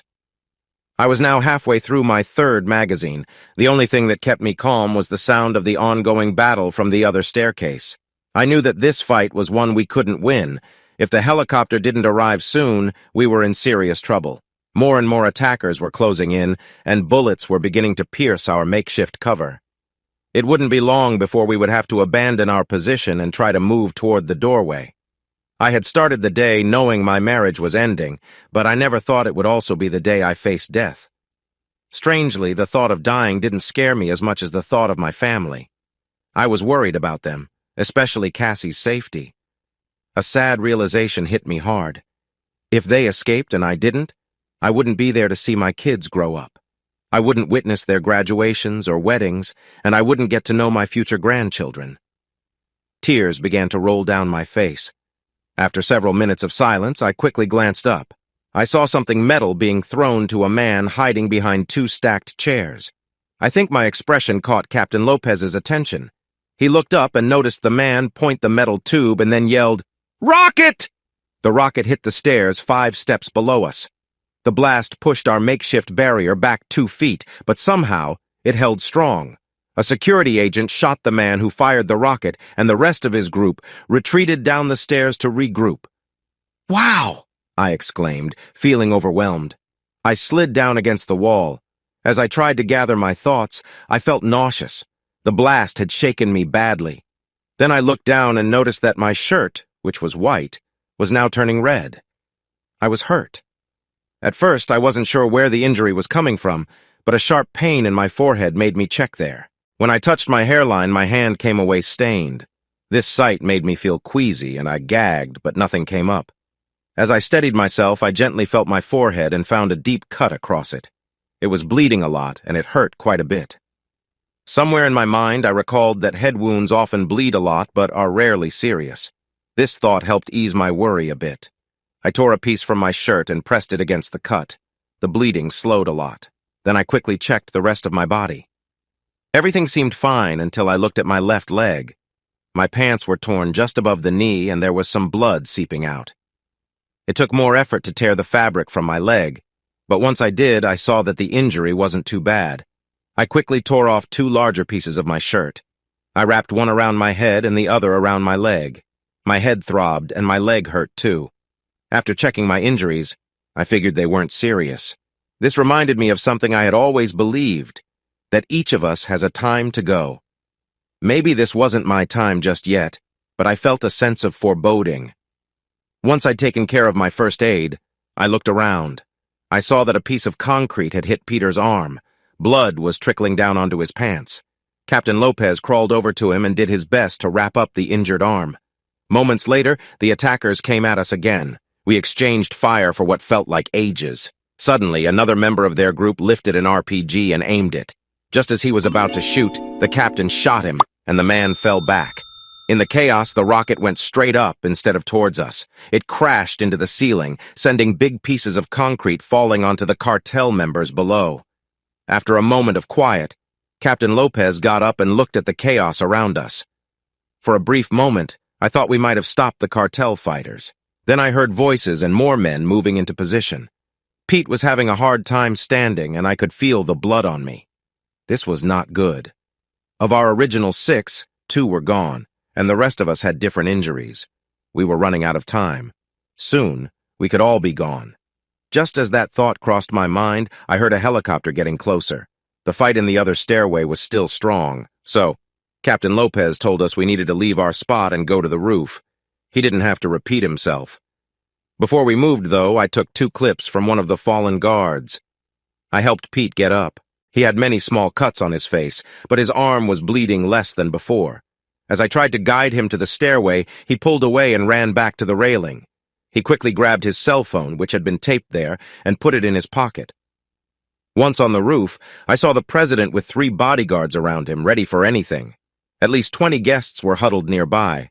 I didn't count them all. I quickly spotted Cassie and my kids, but my heart sank when I saw Ted standing in a corner with chairs piled around him. If he thought that was a good hiding place, he was mistaken. He was wearing a bathing suit and a tank top. It was clear that the situation was making him uneasy. Cassie and the kids saw me and rushed over. "Andy, you're hurt," Cassie said, her voice shaking. "It looks worse than it is," I said, trying to comfort them. But with all the blood on me, my words didn't help. Sally was crying, but Cassie had the sense to grab a towel and gently wipe my face. For a moment, I forgot everything else. Captain Lopez signaled for 2 of the men with the president to follow him, while the other guards stayed back. I quickly picked up my gun and went with them. "Andy, no!" I heard Cassie shout. "Stay with us!" "I have to go," I said as I kissed her on the cheek. "It'll be okay." I felt a strong ache in my heart as I realized it might be the last time I would see the woman I loved. Either I would be gone or she might choose to be with Ted. At that moment, I thought maybe being away was better for me. When I got to the other stairwell, I was taken aback. About a dozen cartel members were heading up the stairs. Only one of Captain Lopez's men was still alive. Right away, Captain Lopez and the 3 men with him began to shoot. At least 4 cartel members fell right away, but, sadly, 2 of the security officers were also hit in the exchange. I switched my gun to automatic mode and got ready. I knew that it would make the gun jump a bit, but I kept my aim steady. I saw 4 men fall down. The others quickly ran back down the stairs. I changed the magazine and fired after them. During that brief moment, I removed the empty magazine and put in my last one. I hurried to hide behind a wall. For a few minutes, we exchanged fire as the sound of a helicopter grew louder. I could hear more commotion below. At first, I wasn't sure what was happening until I saw the captain smiling. It seemed like help had arrived. "Andy," the captain said, looking at me. "Get to the roof. Send for my other men here. Get your family on the helicopter. We'll hold them off until our team secures the stairs." "Are you sure?" I asked. "Absolutely. You've done enough. Now go take care of your family." When I burst onto the roof, the helicopter was just starting to land. I ran to the security guard and asked him to help at the stairs. Moments later, the helicopter's door opened, and a man inside waved for people to get on. Ted rushed ahead and jumped in. I ran to my family, and Cassie hugged me tightly, crying, "I'm so glad you're okay." As the president led others to the helicopter, I stayed close to my family. I made sure they were securely seated in the middle next to Maria. Then I took my place by the door between Peter and Billy. Peter looked weak, but surprisingly, Billy looked even worse. Once everyone was on board, the helicopter tried to take off but couldn't. The pilot tried several times but failed. Finally, he called out, Too heavy. He says we're too heavy, an older man next to the door translated. The president got up and made his way to the door, stepping back onto the roof. Since I was next to the door, I nudged Billy. Come on, let's get off. I didn't say anything to Peter because he looked hurt and confused. As I jumped off the helicopter, I heard Cassie shout, "No, Andy, you're hurt!" After a moment, two other older men also exited the helicopter, but it still wouldn't lift off. Peter climbed down next, but it still wasn't enough weight. Ted was last, but he backed away and shook his head. "I'm not getting off," he said firmly. Just then, a loud noise erupted as something hit near the helicopter. There was a shooter on the roof of the building next door. Another hit the side of the helicopter, but thankfully it didn't cause any serious damage or hurt anyone. We quickly tried to find cover, but I realized that if the helicopter didn't lift off soon, it wouldn't be able to. Yet Ted stood his ground. Suddenly, Captain Lopez appeared, carrying a rifle with a scope. He quickly started shooting at the person on the other building. This got the sniper's attention. The rest of us who had just got off the helicopter began to run. I pointed to the wall where the president was sheltering. Billy, Peter, and I headed that way, but I couldn't move fast because of my hurt leg. I tried to run, but it ended up being more of a limping jog. I had only taken a few steps when I felt a sharp pain in my side. I stumbled and fell. As I fell, everything seemed to slow down. I saw the green turf coming up to meet me. Then I heard Cassie's cry, "God, Andy, no!" After that, I heard Sally calling out, "Daddy, Daddy!" I struggled to sit up, and when I touched my side, my hand came away covered in blood. I looked at the helicopter and saw my wife and kids looking scared. Moments later, the elderly translator struggled to the roof. The helicopter took off without delay, banking sharply before dropping out of sight. I could feel myself slipping away. My last thought was that my family was safe before everything went dark. Cassie as. We waited in the hallway for the interview to end. Andy seemed distant and kept his distance from me. Whenever I tried to talk to him, he just shook his head and said, "Later." I repeatedly prayed, "Please, God, let him believe me." Andy paced back and forth, glancing at the suite's door. I wished the interview would end so we could finally talk.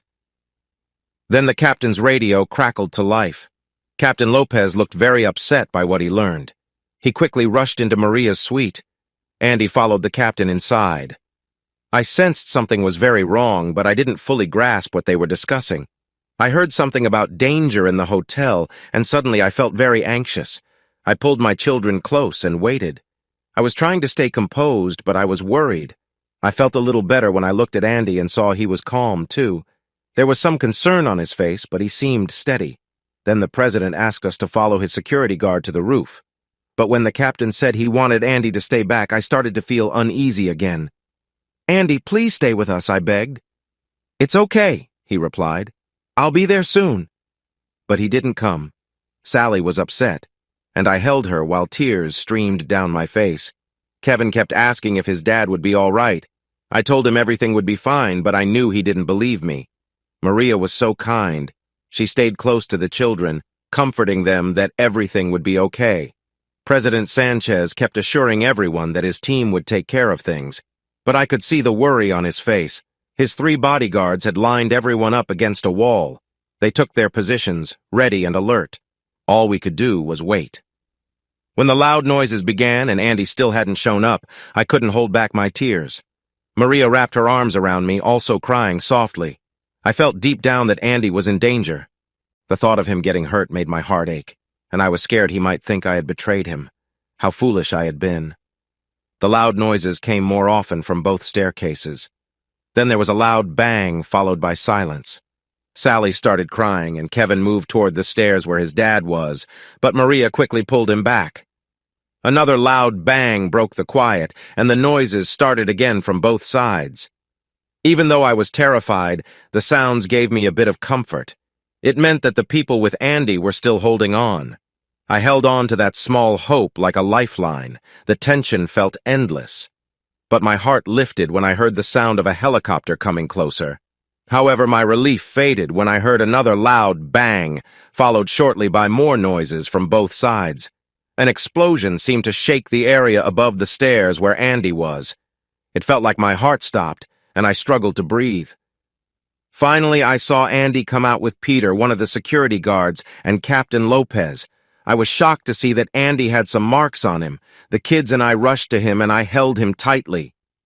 "Andy, you're hurt," I said, holding on to him.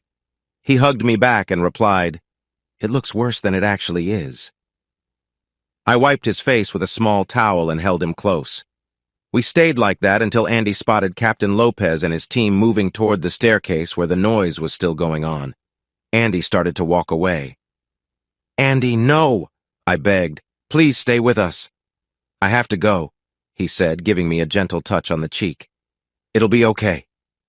When Andy walked through the doorway and the noise began again, my legs gave way.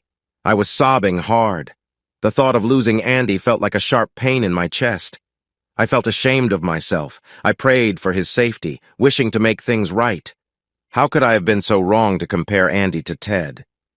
With my kids close to me, I looked at Ted. The man I once admired was now trembling in the corner. When we first got to the roof, he was acting tough as usual. But as he began to understand how serious things were, he started to complain loudly that the officials weren't doing enough. He even shouted at the president, asking him to take action. The president's guards told him to step back. He moved away to sulk until the chaos began. Then he tried to hide himself, awkwardly stacking lawn chairs around him. It was clear he was scared, and I felt really disappointed in him. As the helicopter landed, I kept my eyes on the doorway. My heart raced. Where was Andy? We couldn't leave without him. At last, I saw Andy come out, and I rushed to him. Just then, I saw movement out of the corner of my eye. I turned to see Ted break free from behind his lawn chairs and dash toward the helicopter. He outpaced everyone, and even though the crew member at the door signaled for him to stop, Ted hurried past him. The rest of the group kept moving in an orderly fashion, following the president. I held on to Andy tightly, but he urged us to move faster and nudged us forward. I could feel him behind me, but I kept looking back to make sure he was still there. The helicopter blades spun quickly as people climbed aboard. The president stood at the side, helping many get in. Andy assisted Sally and Maria before helping me up while Kevin climbed in on his own. Andy directed us to sit next to Maria while he took a seat in the doorway between Billy and Peter. When everyone was on board, the pilot tried to take off, but we remained still. He tried 3 times, and still, we didn't move. "Too much weight!" The pilot shouted over the noise of the engine. An older man said, "The helicopter can't lift off because it's too heavy." President Sanchez sighed, stood up, and got off the helicopter. But even then, the pilot couldn't get it to rise. I watched as the president ran to the wall for protection. I saw Andy give a small nudge to Billy, and both of them leaped off. "Andy, no, you're hurt!" I yelled. But he just turned back to me and smiled gently. In that moment, I realized how much I truly cared for him. A moment later, 2 more older men got off, followed by Peter. Still, the helicopter couldn't take off. Everyone turned to Ted, but he shook his head. Then one of the women said something to him. "I'm not getting off," he replied firmly. Suddenly, a noise alarmed the men who had just exited the helicopter, and then something thumped hard against the side of the chopper. It dawned on me someone was targeting us. People inside the helicopter began to shout. I saw Andy run with the other men to find shelter, but he had only taken a few steps when he suddenly lost his balance and fell. I shouted, "Oh no, Andy!" I heard Sally calling out, "Daddy! Daddy!" At that moment, an older man carefully stepped onto the roof. The helicopter began to lift off unexpectedly. Andy sat up, looking confused. He touched his side and found his hand covered in blood. Then the helicopter turned sharply and dipped below the top of the building. As we sped away, I could see Army helicopters flying in the opposite direction, but I was too upset to focus on anything. I sobbed uncontrollably, holding Sally and Kevin tightly, who were crying too. The helicopter landed on an Army base, and we were led into what seemed like a small waiting area. The men who helped us had no information about the people we had left behind. They only knew that the struggle to reclaim the Fantasia Hotel was still ongoing. About half an hour later, a bus arrived and we were taken to a big police station. There, we were all separated and asked questions, but no one had any updates.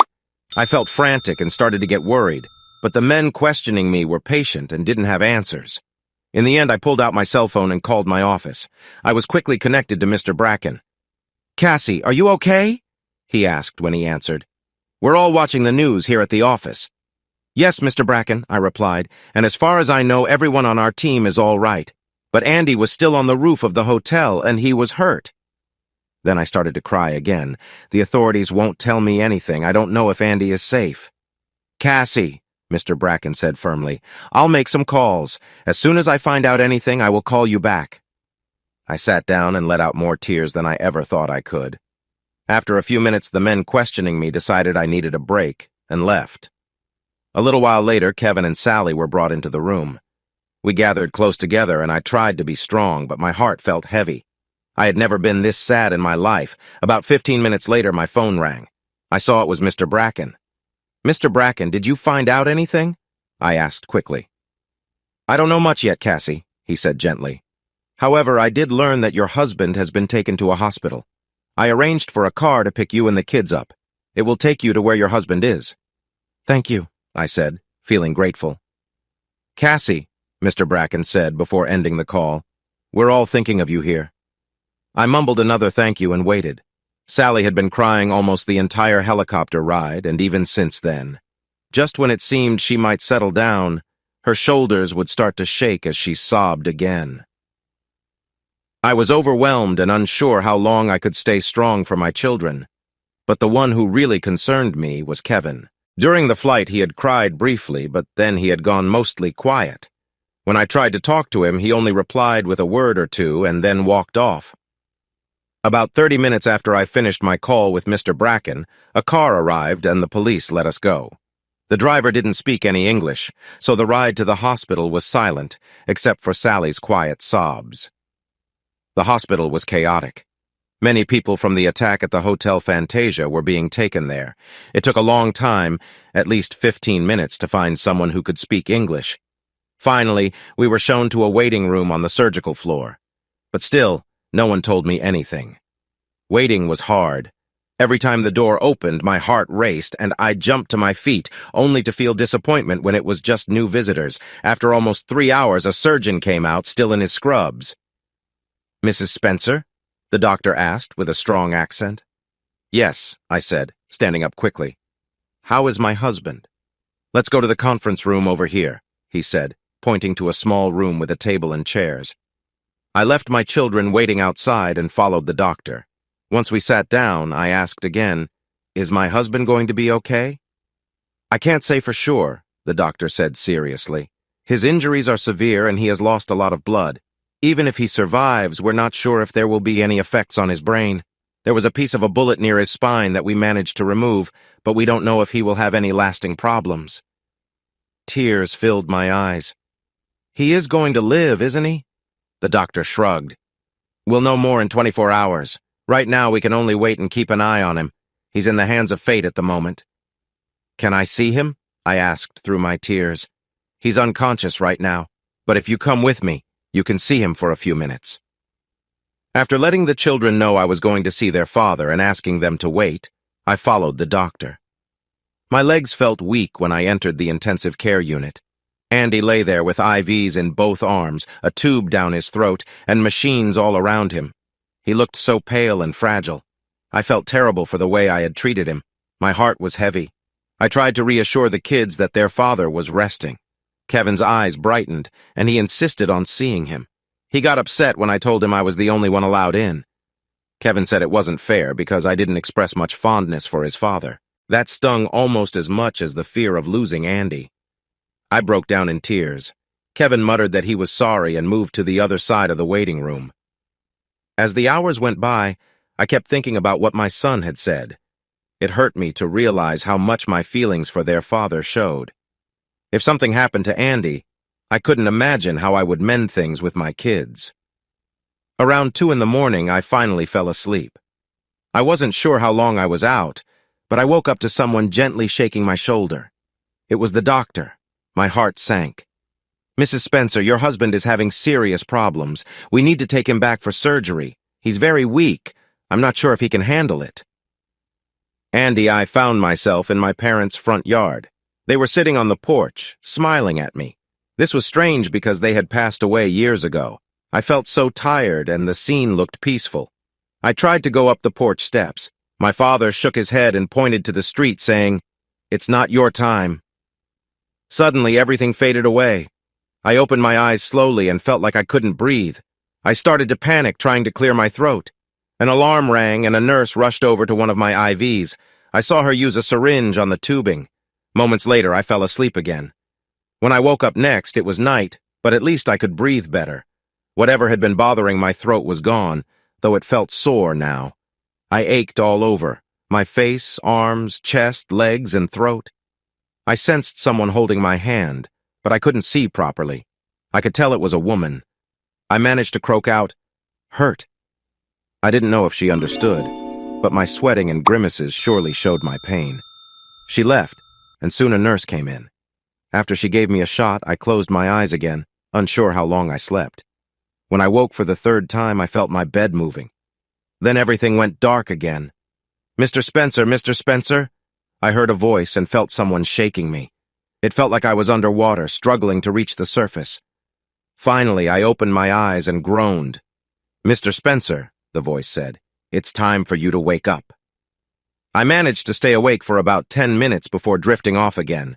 They kept waking me up and asking questions. At first, I didn't understand them, and talking was hard. Eventually, I cleared my head enough to speak, though it was difficult. When they woke me up again, they started to test my legs and feet. They wanted to see if I had any numbness. I didn't. Every poke felt sharp.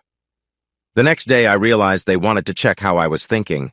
It was hard to stay awake. In the last 3 days, I had probably been awake for just about an hour. This time, the doctor started by asking my name and birth date. Then he went through some basic questions like who the President of the United States was and some other simple things. But when he asked me my wife's name, everything came rushing back.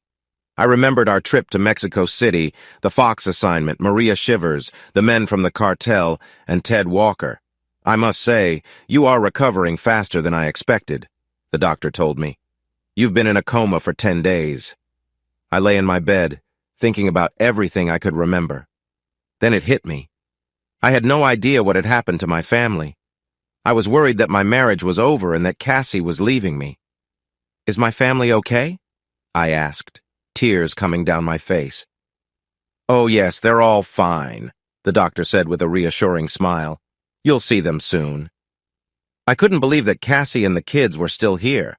I thought Cassie had to get back to work and the kids to school. Maybe I misunderstood and the doctor was talking about when I would go home. "It might seem like I'm rushing things, but we think patients feel better the sooner they get out of bed. I'm going to have the nurses help you get up today. You need to start moving again. Your leg might hurt a little, and if necessary, we'll get you crutches or a walker." About an hour later, I threw the remote aside in frustration. The TV seemed broken, or maybe it was the remote. I thought I would need to ask someone to fix it. But then all my thoughts about watching TV disappeared when Kevin and Sally burst into the room. "Daddy!" Sally shouted as she ran to me and hugged me tightly. Kevin didn't express himself as much, but I could see he was trying to hold back tears as he finally hugged me, too. Over Kevin's shoulder, I noticed Cassie standing there, looking nervous about coming into the room.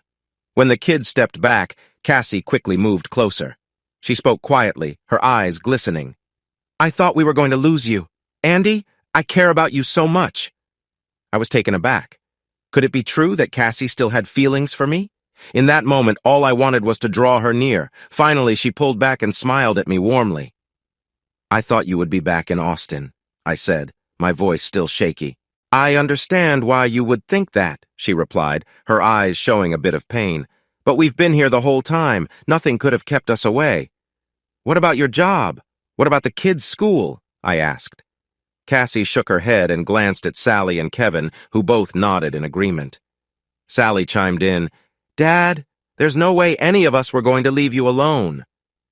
Sally was feeling very emotional.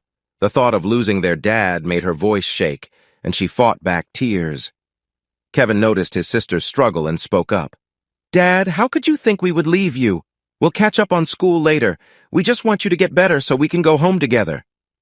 "The kids are right," Cassie said gently. "We'll handle everything when we get back. For now, you need to focus on getting well."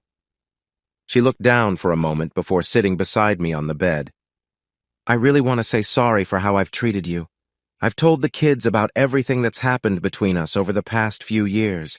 I told them about Ted Walker and what almost happened, and they've forgiven me. Now, I'm asking you to forgive me too. I care about you deeply, and I want you to know that. Until then, I had felt like I was surrounded by darkness. I was mainly focused on getting better, but I feared I would be going back to a life without Cassie. Now, for the first time, the darkness seemed to lighten, or at least I hoped it would, but I needed to hear more from Cassie. Taking my hand, Cassie started to explain. That night in the hallway, I thought I had ruined our family. Please believe me, nothing inappropriate occurred with Ted. I was foolish to think he wanted to help me advance in my career. He just had other motivations. When you saw me, Ted was trying to get close to me, and I realized then that he was not trustworthy. I was heartbroken when that letter came with your return ticket to Austin. Hearing Cassie talk about Ted made me feel relieved. It was comforting to know she finally saw him for who he really was. I regret ever thinking he was better than you, Cassie continued, her cheeks a little flushed. He uses his charm to get his way, but really he's just a coward. But he's leading the committee for the junior partnership, I reminded her. Doesn't that hurt your chances? No, because I resigned. I was shocked by her words. Cassie's dream had always been to become a partner at a major accounting firm, and now she had given that up. But why?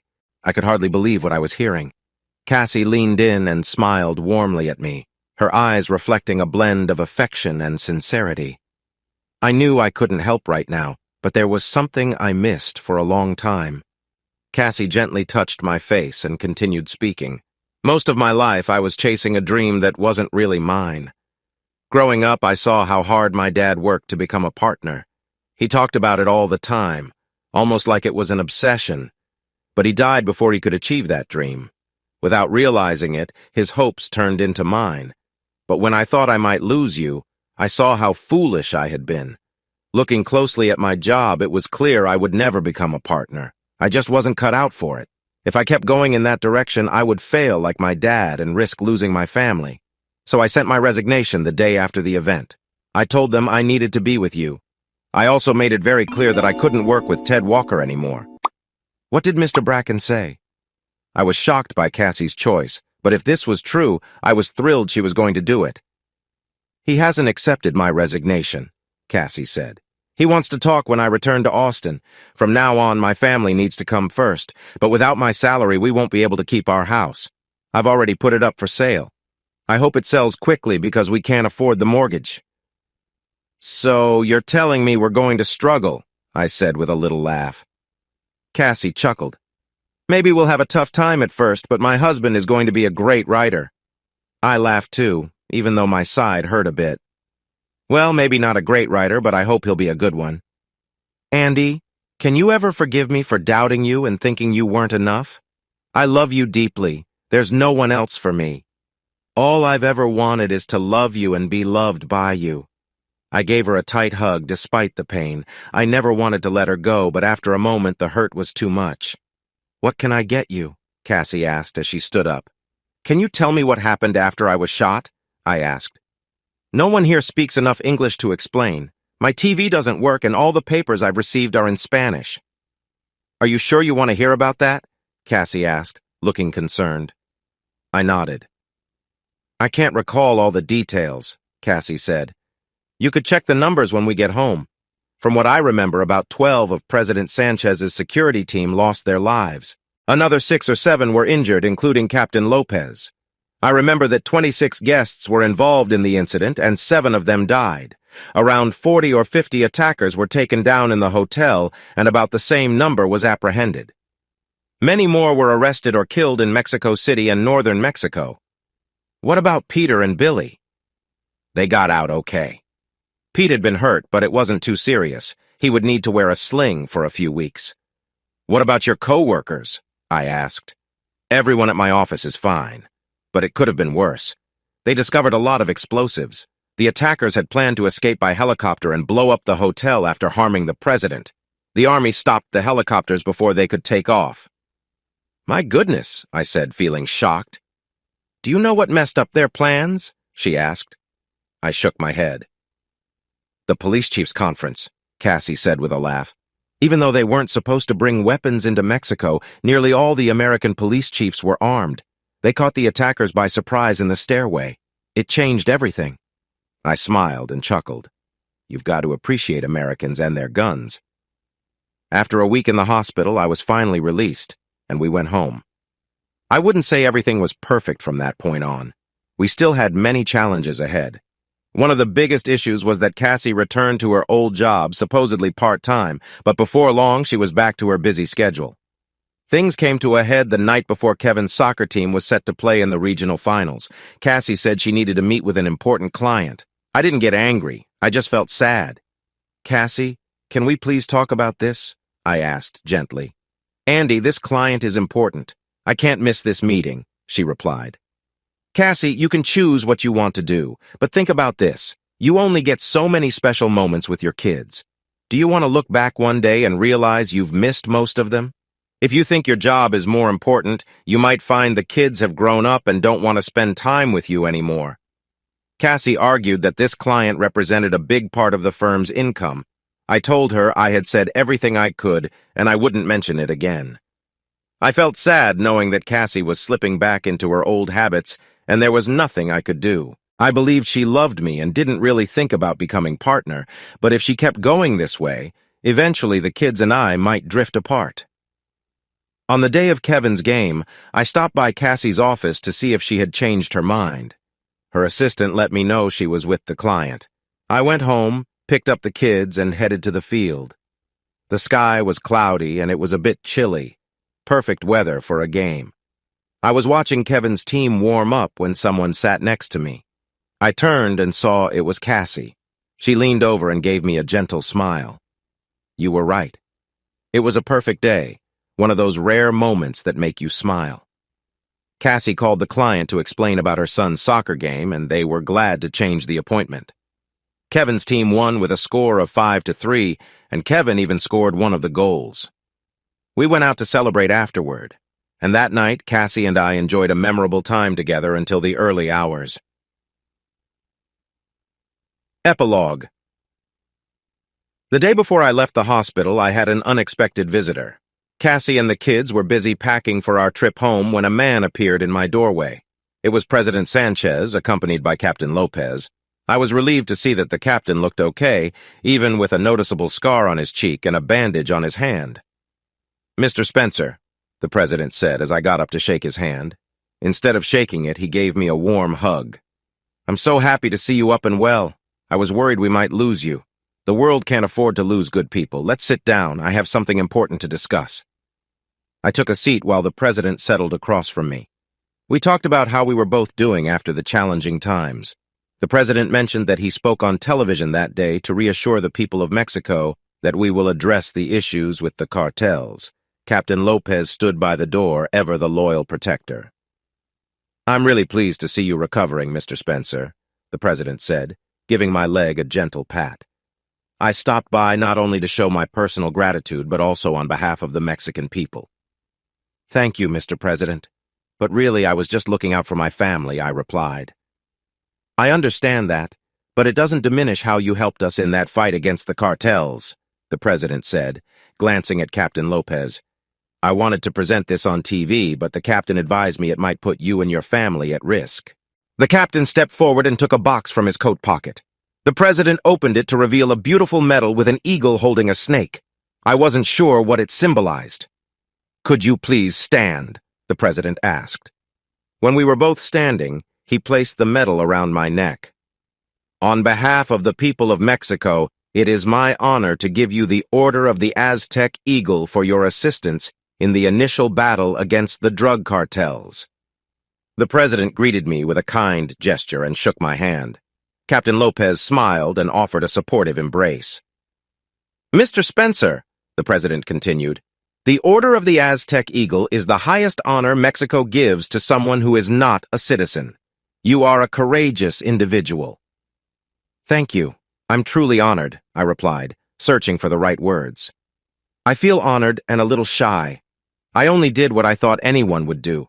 I don't feel like I truly earned this. Yes, you absolutely did, the president said firmly. This is the least we can offer. You deserve so much more. Perhaps when we finally overcome the drug problem, we can celebrate the real heroes of this fight. But sadly, I must leave now. I have many duties and very little time. Just like that, the president was gone.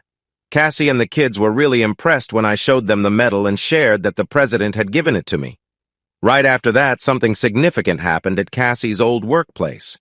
Ted was let go. Well, let go isn't quite right. Because of a rule in the partnership agreement, he was bought out for a lot less than his share was worth.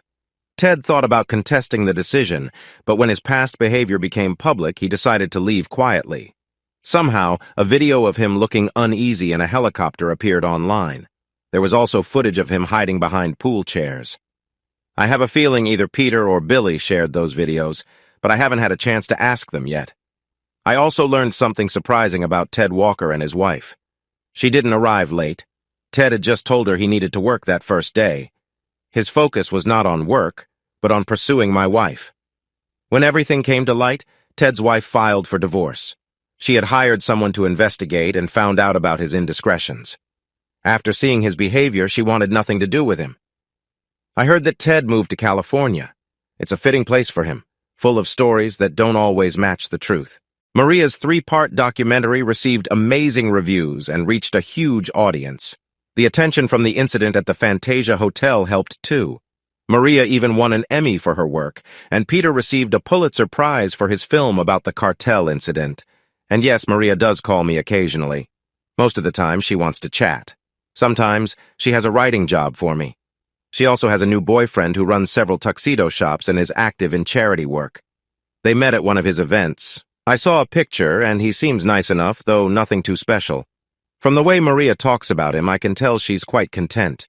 I genuinely hope it works out for them. The good news that I hadn't shared with Cassie when she was thinking about leaving me was that I found a literary agent. He liked all 3 of my books. Yes, I've written a 3rd one, and he liked that one a lot. This is a book that continues Charles Dickens' A Christmas Carol. It's called A Christmas Tale Completed, The Redemption of Jacob Marley. My agent believes it's the best Christmas story in 100 years, and who am I to argue with him? I just hope he can persuade a publisher. After the soccer game, Cassie decided to break away from her old job and start her own practice at our new home.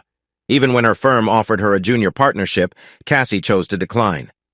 Our new home is an old farmhouse. It has a den and a sitting room downstairs, along with a big living room, dining room, eat-in kitchen, and a bathroom. Upstairs, there are 4 bedrooms and 2 bathrooms. We turned the den and sitting room into offices.